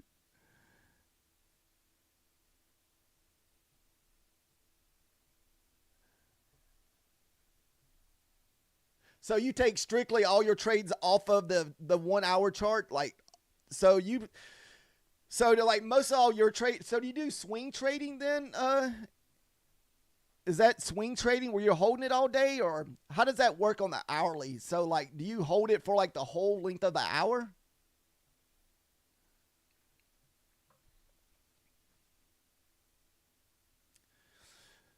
So here's another reason why I said I always pull my fib on my 5-minute candles to wait for the pullbacks just in case. Because this is why I'll miss trade sometimes, because I do pull the fib because I'm looking for a 20 to 50% pullback on these candles. And usually anytime it gets over 70 or 80% of the total candle, I pretty much will discard this move altogether. Okay, that's pretty cool then, holding a move for a whole hour. Most of my longer trades are like 20 to 30 minutes on some of my good days where we get nice moves, where we can get like a nice 100-point move. But the last couple of days has not been that way. The last couple of days have been pretty tough as far as being this the FOMC day. Man, I still want to take the long off of the 60 here. Maybe we'll do it with like I said, if we take it, what we'll do is we'll come in from the backside of that 60 level. Without a methodical man comment. It's almost like anybody watches The Office. You got that sexual harassment day. Can't be saying that's what she said stuff. I love The Office. Yeah, that's what Methodical Man told me yesterday. He said, "Maybe glad I wasn't in your lobby yesterday." I'm like, I know. I was like, come on, man. Gonna be over and get pervert on me. Woo, come on, let's get that long. Look at those equal highs sitting on these 5-minute candles. We get that 60 hit, we can push back up to those equal highs.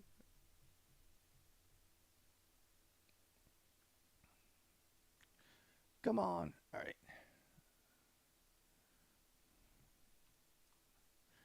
My stop loss is going to be this wick, so whatever happens here, it's going to be the wick.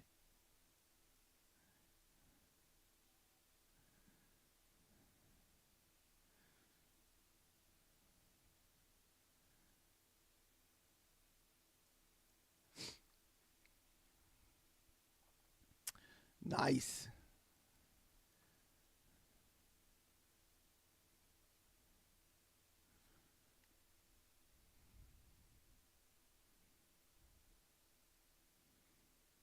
Let's get a little 50 bounce here.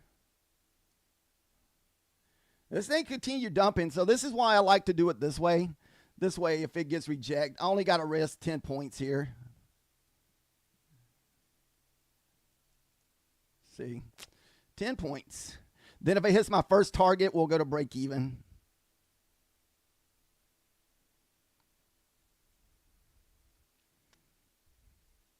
Come on.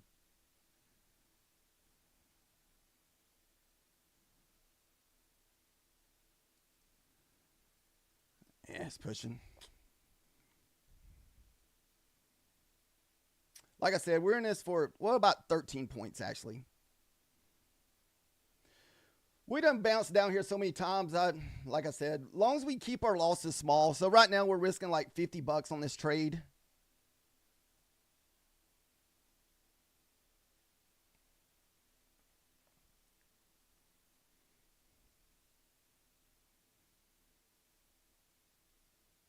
And this is just 2 micros, guys. 2 micros. We're not over leveraging. It's not going to destroy my account. So this is why I just say preach. Just go in small. So this way, if you get the big winner, you get the big winner, or you take your small loss and move on to the next trade. There's no such thing as a 100% win rate for anybody in trading.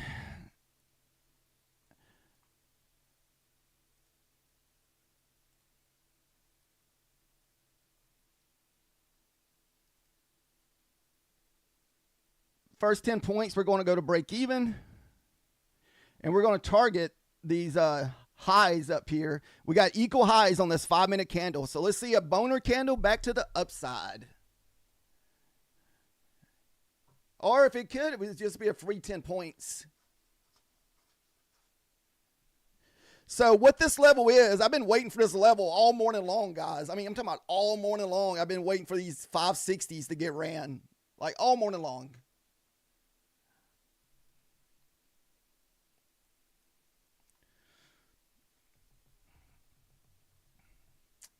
Come on. I'm going to risk a few points on this and just see if... I just want to be right below the 60 here.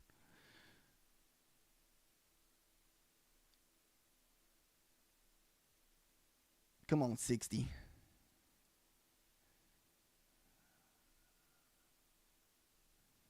Yeah, it's not looking very promising. You don't want to get so many pushes before it finally pushes through.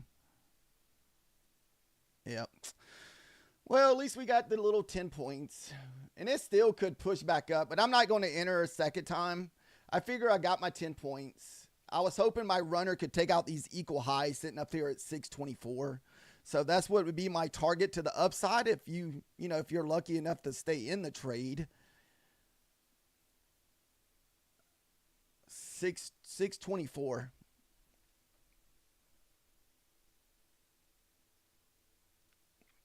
Since it stopped me out, it's probably going to run up there now. That's usually the way it goes.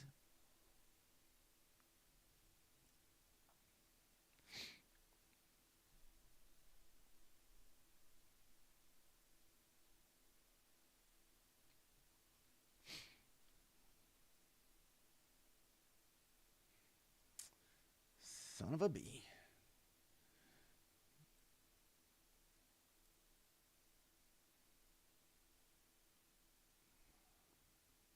So this is your previous low here yesterday.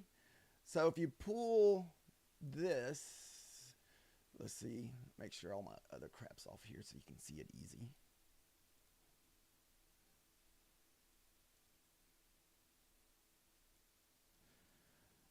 All right, so this is what we were looking for, a bounce here off of this area here. So this is why we usually do 10 points and see if we can get that runner back to these equal highs up here. But as you can see, we didn't get it. We just got our 10 points and pretty much stopped out for a small little loss because we were still in it. Yeah, it was a fake breakout back to the upside. It looked so promising whenever I saw those equal highs in there at 624. Man, I was really hoping that we would push all the way back up there. The next target down that we could run if the short continues is probably going to be your 486. And this is from Thursday the 4th. So last Thursday, this is the low here. So that's your next target down. Or maybe even through here, the 50 holds. That's the lunchtime low. But most of the time you get nice reactions off either the PM or the AM session. So this will be your next run here if the shorts continue.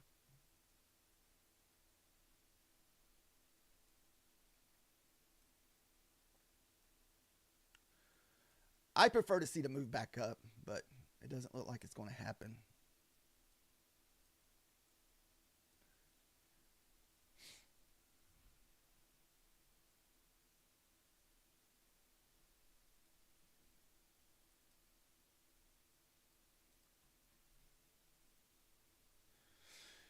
And maybe you can find support under the 60 level.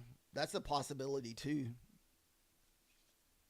But I think I'm going to be done trading. I'm not going to take any trades. So we're just going to keep the profit we are today. So we tried 3 total trades today. The first one was a 10 points break even. We got the nice longer trade down here to try to close in the 60s. We took our profit at 65 on this wick here. I've been wanting to do this long. A lot of times you get nice long reaction. I thought we were going to get the long for the push back up to take out these equal highs up here, but we still can, but I'm not going to sit through this much drawdown to try to get that. So usually, like I said, I usually do 10 points in runners. So I got my 10 points. We just didn't get our runner. So that was the third trade. So 3 trades today, 1 good one and 2 10 points with runners stopped out.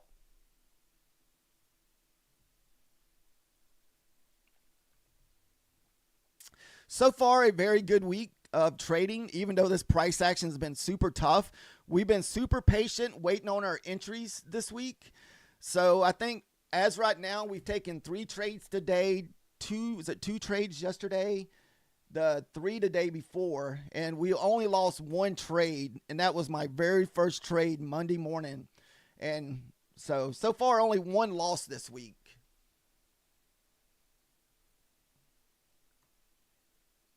So pretty good week so far.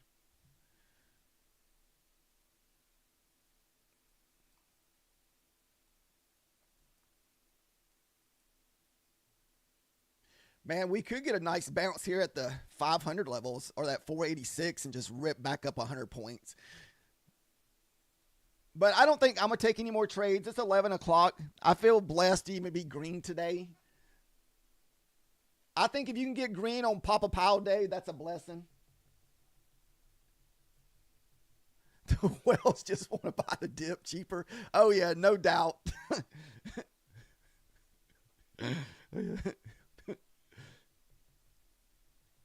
I know I always tell myself I'm just a little sucker fish just looking for a little bite.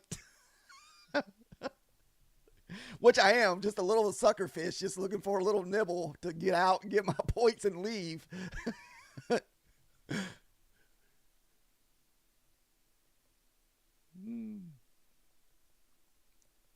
Dude, I wish I had the boys to take this one up here, but I had no idea this was going to be a short though, because we pushed up into this 21 EMA and basically hit that 21 EMA and just dropped, because this is the 21 EMA, this big thick red line on my charts, and this big bright blue one up here, that's the VWAP. So this is why we were pretty much staying short bias today. So if the 21 is below your VWAP, just keep your short bias. If the 21 gets back above the VWAP, look for longs. So it just kind of helps me have a respect of which way to look for moves. So like all of our trades have been shorts today.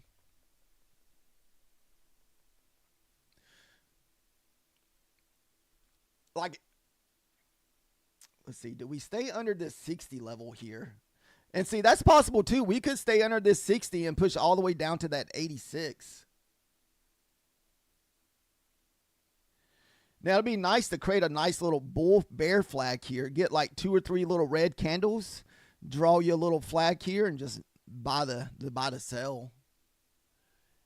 414 is equal lows is your FOMC target. I had 486 is be my next target down for the this is yesterday's lows. So we're pretty much here at yesterday's lows here at the 460s, 560s. Here's the other charts here. This one has a little bit more stuff on it. So here's that yesterday's low. It marks it out for you.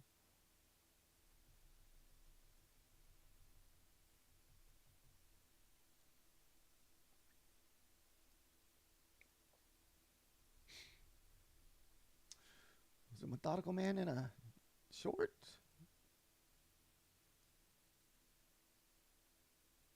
No, I think methodical man's in a long.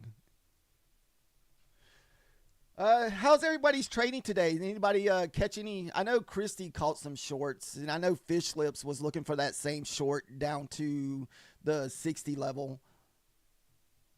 I don't know if did anybody else grab a nice short trade today, or were most of you long bias? I hate when I come in and I'm like my bias is off, so I try to start my day out not even thinking about it. Yeah, you had a nice long from that 590 this morning. I thought you were definitely going to get your 100 points, man. I thought once we got back inside this 15-minute range, man, I thought we were going to push out, but we didn't.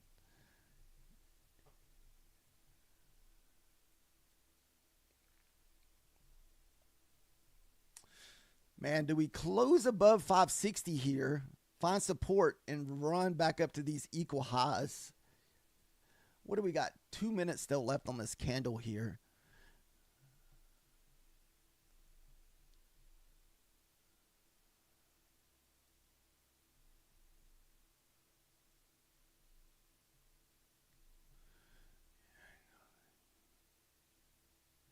Nice clarity.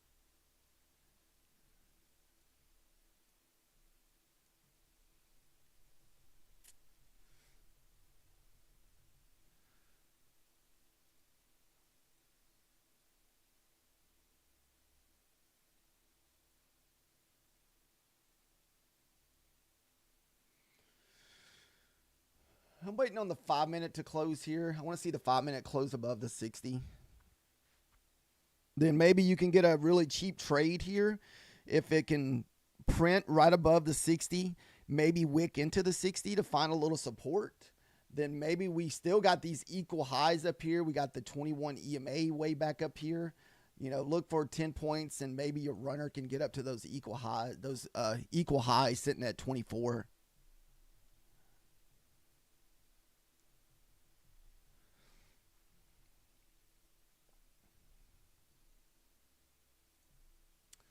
All right, we've got 1 minute left on this 5 minute candle here.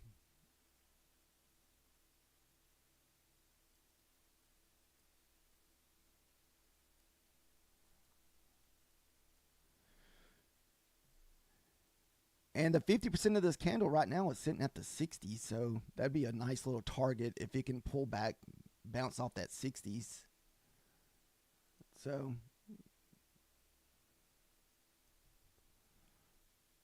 see what happens. We still got 40 seconds left on this candle.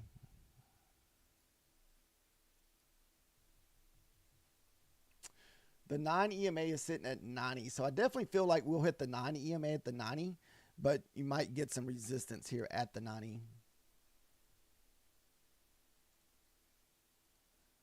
20 seconds left.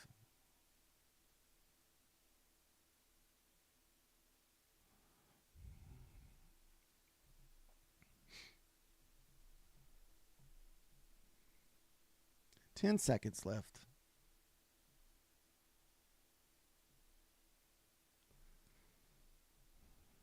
I need to see a pullback. If it don't pull back, we may not be able to jump in because I just don't want to jump in on the breakout.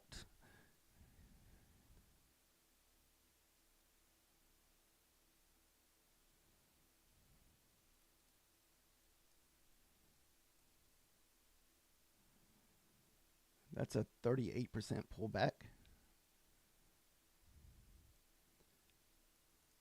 So we're in this trade just for 10 points at the moment. 50 will be my max on the pullback here. So if it pulls back to the 50, that would be my max entry.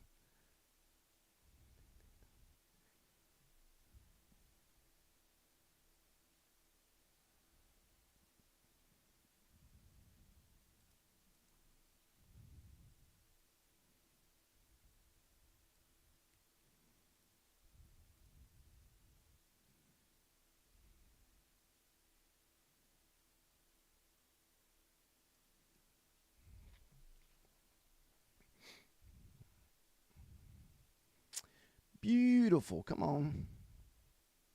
There we go. Don't get any better looking than that on the 5-minute candles. Might find some resistance here at the 25 and 90. So this is the only thing. I may even risk some of my profits here just because I know it could easily hit those 600s.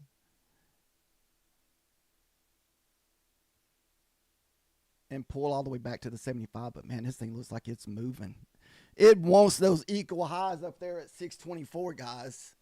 Woo. I'm not going to hold it up there. I'm just going to take my profit at 610. Actually, I may even do 608. So that'd be an even number there.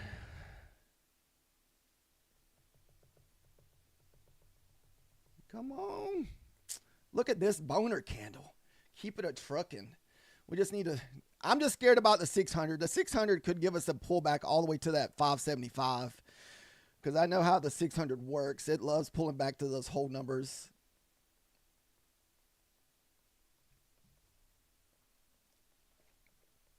So this is mostly how I'll trade very bullish and bearish 5-minute candles, just the way you're seeing here.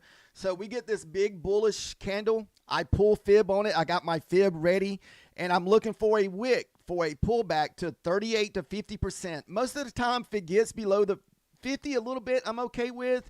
And if it loses the 60, I'm almost not even considering it no more. But if the sweet spot is between that 20 and that 50. All right, we're going to at least take 10 points out of this because I do not want it to come back and we take 0 because we didn't hit that freaking, man, we missed our target by just a few points here. What do we got? We still got 2 minutes on this candle, so I feel like we have a lot of times to get there. Boom, out for 50 points. Nice fish lips. I hated that we had to have such a big pullback on that 60 level. This is what I wanted out of the 60 level a while ago.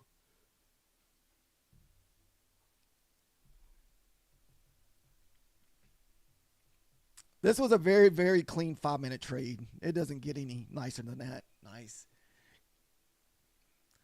And we had that 60 level. Man, it was just sweet.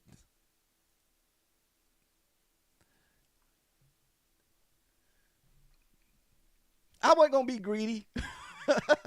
I'm like, I'll just take that 21 EMA pullback because it could pull all the way back down right here.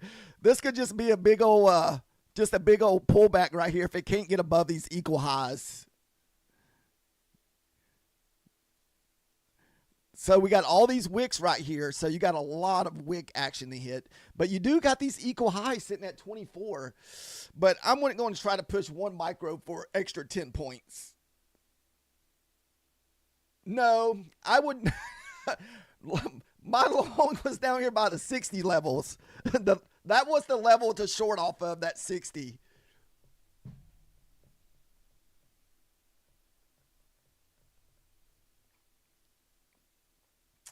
Nice. No, I didn't turn my copy trader off, son of a bee. That sucks. I should have $200 in both accounts, but I forgot I switched over to that. I turned off my lead account. Ah, what a bummer. Damn it. Oh well. So I missed out on an extra $100 on my account because I turned off my.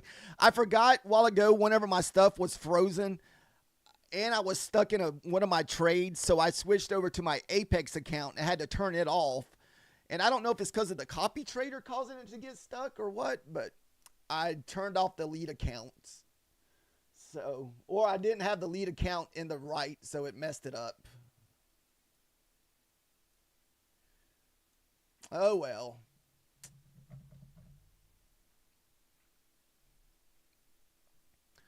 All right, so I definitely think that was going to be the last trade of the day. So nice 3 green trades. We had 2 good trades.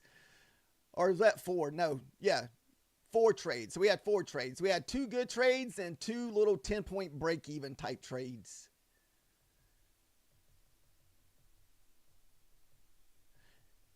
Yeah, we're going to be done trading at 11:30 today. I don't even try to trade during the lunch hour, fish lips. So be careful if you're trading the FOMC this evening. So, anytime Papa Powell is speaking, you can get, he just has to move in the right direction or move his hand, or he'll say something and the market will just go nuts. So just be aware of that. Just, inside jokes with the Papa Powell or Jerome Powell if you're new to trading. If you're new to trading, Jerome Powell is the head of the Federal Reserve. Which, most everybody here, yeah.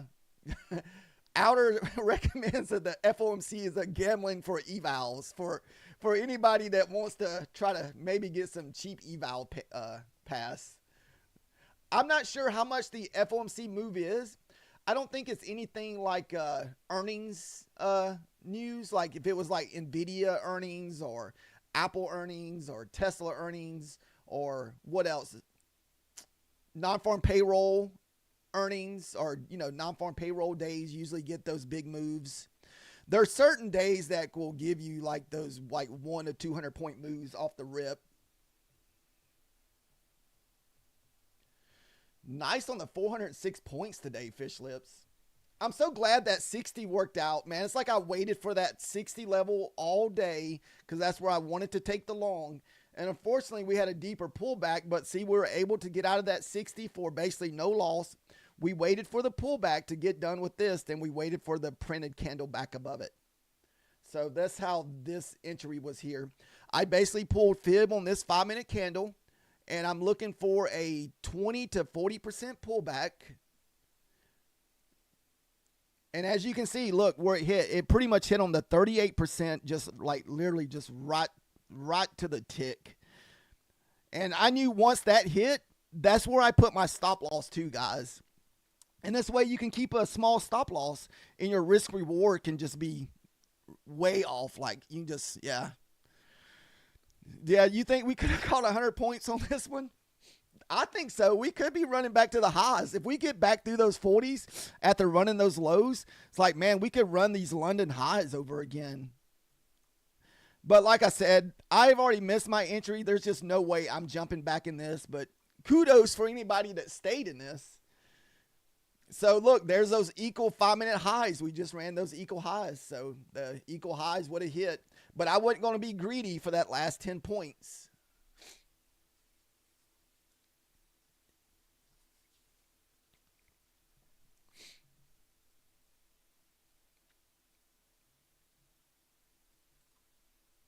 It takes a minute also if you're pulling Fibonacci. I know I used to struggle pulling the fib when I first started, But now I do it almost on every entry or every one. Pretty much every candle I enter now. So it's just a natural habit to pull that on these 5-minute candles. Because I know if you get caught in the wrong 5-minute candle, it's because these 5-minute candles are so massive that just to even have your stop loss in the right place is pretty big. So technically your stop loss would have had to really be down here at the 30s. If you were going to enter this, you probably could have entered on this candle if you felt a little ballsy, but I waited for the print above the 60 because that 60 level was yesterday's low in the New York session. And how I get these levels fairly easy, I just use the ICT kill zones and it marks it out for you. So this way you don't have to really keep up with it. You can just go to your trading view charts and it's right here. I mean, super simple, actually 59.75. And it also had the same low as the previous day of the New York PM session. So it did not run it. I think we even took this long here that evening too for a 25 point winner here, because we've been taking those too. So in the evenings, if you're above the New York PM session and you're after the 5 o'clock range, a lot of times if we get above the New York session here, most of the time we don't come back until it's almost London session. So you can see we went up for a couple hours. We did started descending and back into the London session, but you could have easily got your 25 points out of this. That's all I look for in the evenings is 20 to 25 points. We also had a 25 point move that you could have took last night in the Asia, or when we opened. So look, we were below the New York PM session.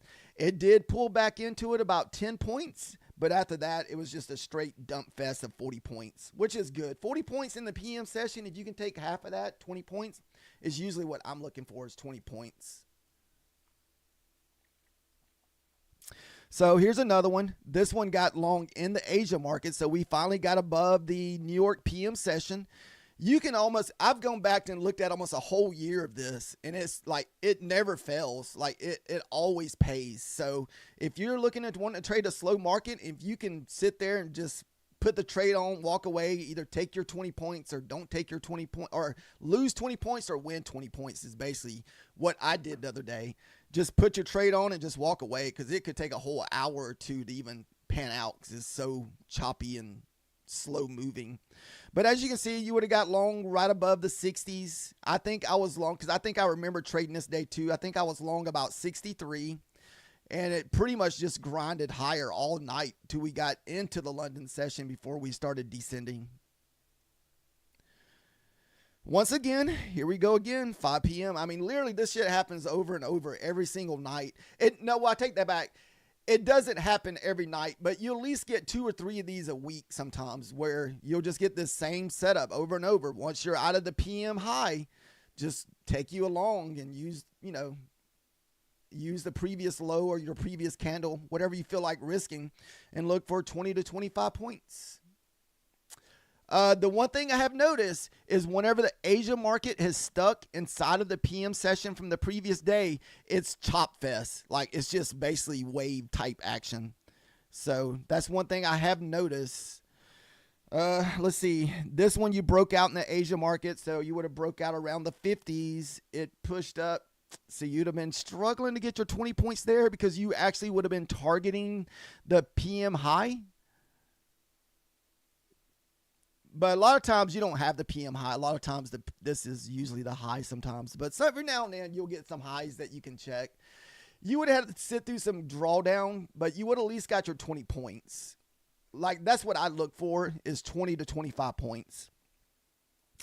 All right, so here's another example. You open inside the PM session. Look what happened. Just straight, just kind of wavy, choppy price action. So you want to be out of this PM session price range. I think this might have been this is probably a Sunday's open. No, this was from last week. So this price action was, but anyway, so I wouldn't really count this because this was the Thanksgiving holidays. All right, here's another one. 138 would have been your entry once we found resistance on top of this. And this is very slow moving, so you got plenty of time to enter. So it ended up being basically a 50-point move. So very easy 20-point move out of that. I've been trying to make it in time to trade this in the evening. I started trading it live on TikTok last week, but these last couple days I've been just kind of getting back to the house late, so I hadn't been able to grab it. Well, actually, I have been trading it because I took it for a winner last night for $50. Actually, I was on the phone with Methodical Man. We took it together. We were holding hands.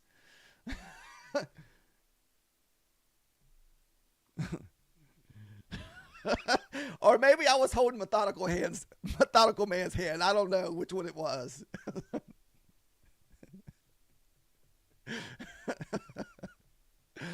Oh goodness.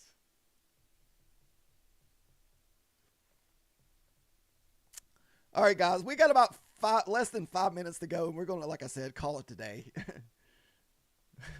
Man, this thing could just run up the rest of the day. We could be taking out these all-time highs, not all-time highs, but taking out these highs up here by the end of the day at 740. But I just wanted to show what I've been trading in the evening in the PM session. So that indicator, so it marks it out for you. Like, I don't trade like buy-sell indicators, but mostly my indicators I use are all like level-based. And what those are ICT kill zones levels is what the indicator's called. It's called ICT kill zone with pivots. And it just marks out the small little time frames like this. You know, it makes it pretty, it doesn't get any simpler than this. Now, I don't trade this a lot during the daytime as far as we get above it and stuff like this. And the only thing that I use these levels for during our trading session is for, you know, a trade to target to the downside. If you're looking for a target, you don't know where it could target, and you're looking for a previous low or previous high, just get on your indicator, look to the left, look, just, I mean, really that 60 level was perfect. We did trade down, about 30 points below it, but that 60 level was a perfect target. So now if we break back above this 672 here from this AM session, this could be basically a run to the London highs from overnight.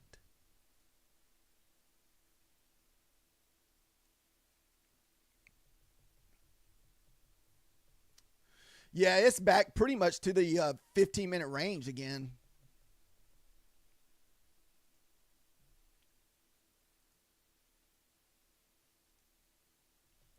I'm glad to be done trading. I don't want to jump back in the market. It says, it says I'm not greedy. I'm just trying to catch a 100-point trade is good. That's nice. Did you get back long outer, or did you stay out of that again? I didn't know if you re-longed that. Dude, this could have easily been a 100-point trade. I believe that you probably could have got a 100-point trade if you held from that 70 entry that we got in a while ago.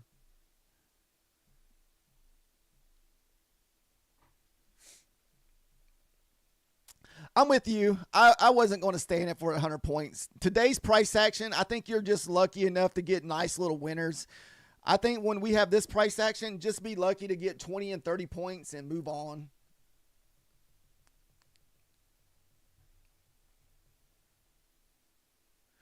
But thank you guys all for watching and subscribing today. Thank you guys for the chatting and stuff. It makes the time go by fast, especially during this morning when the market was pretty crappy. I'm glad we were able to find at least two good trades that we were talking about before they happened. Like I said, this 60 level was a target level that we have been waiting for all morning long. I was hoping that it would have worked on this candle because that's originally where I was trying to get long, but we had to have a smaller, a little bit more push down, but we're at least able to catch the move back up. So, and my target was actually these equal highs up here at the 24, but I just ended up taking it at the 21 EMA, which is this red line that you see on my screen. So that was around the 08s. And if you're just joining us, we trade mostly everything off the 5-minute charts. So it helps us be a lot more patient than looking for a lot of fake breakouts on the 1 minute. Because I used to trade the 1 minutes, and dude, I couldn't tell you, I would find myself over trading a lot on the 1 minute. And so the 5-minute definitely helps you be patient and wait. Because, you can look at these 5-minute candles. There's really not really a lot there that's kind of gets you excited. These were all garbage candles. This has really been the first set of good candles that we've had pretty much all morning long. So it took a good 2 hours just sitting here on our hands, just watching.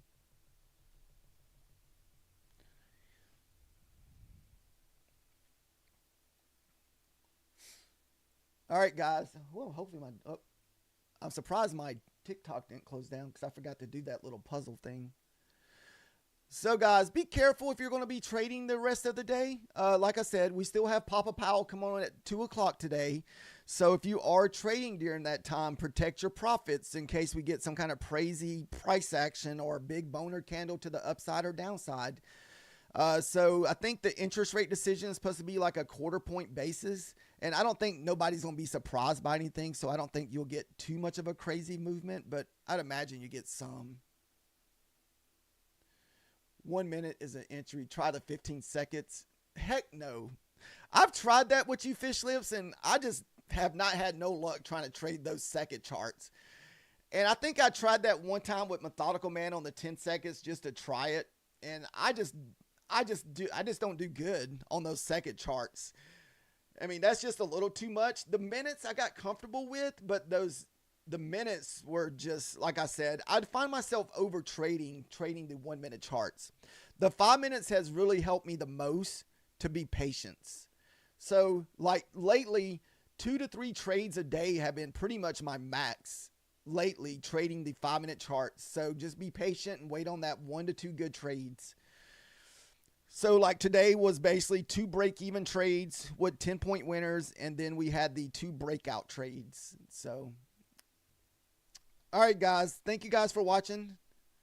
And we will try to be back tonight and see if we can catch a move for that. The one thing that I was telling you guys about a while ago with this.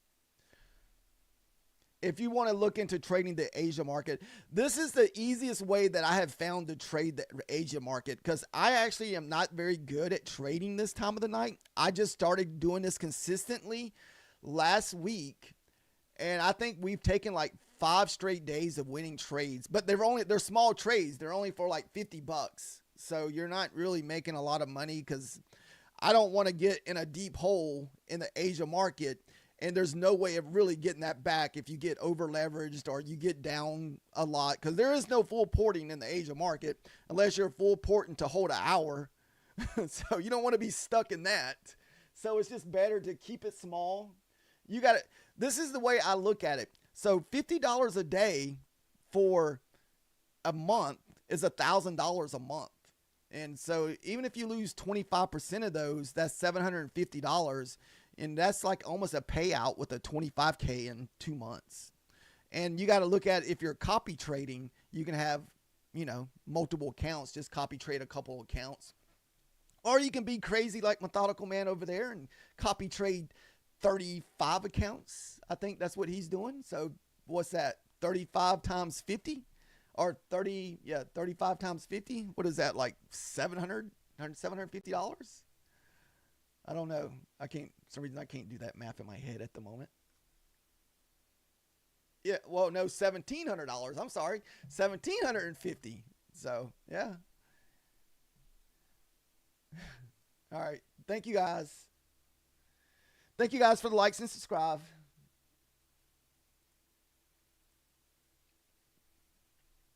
Dun, dun, dun.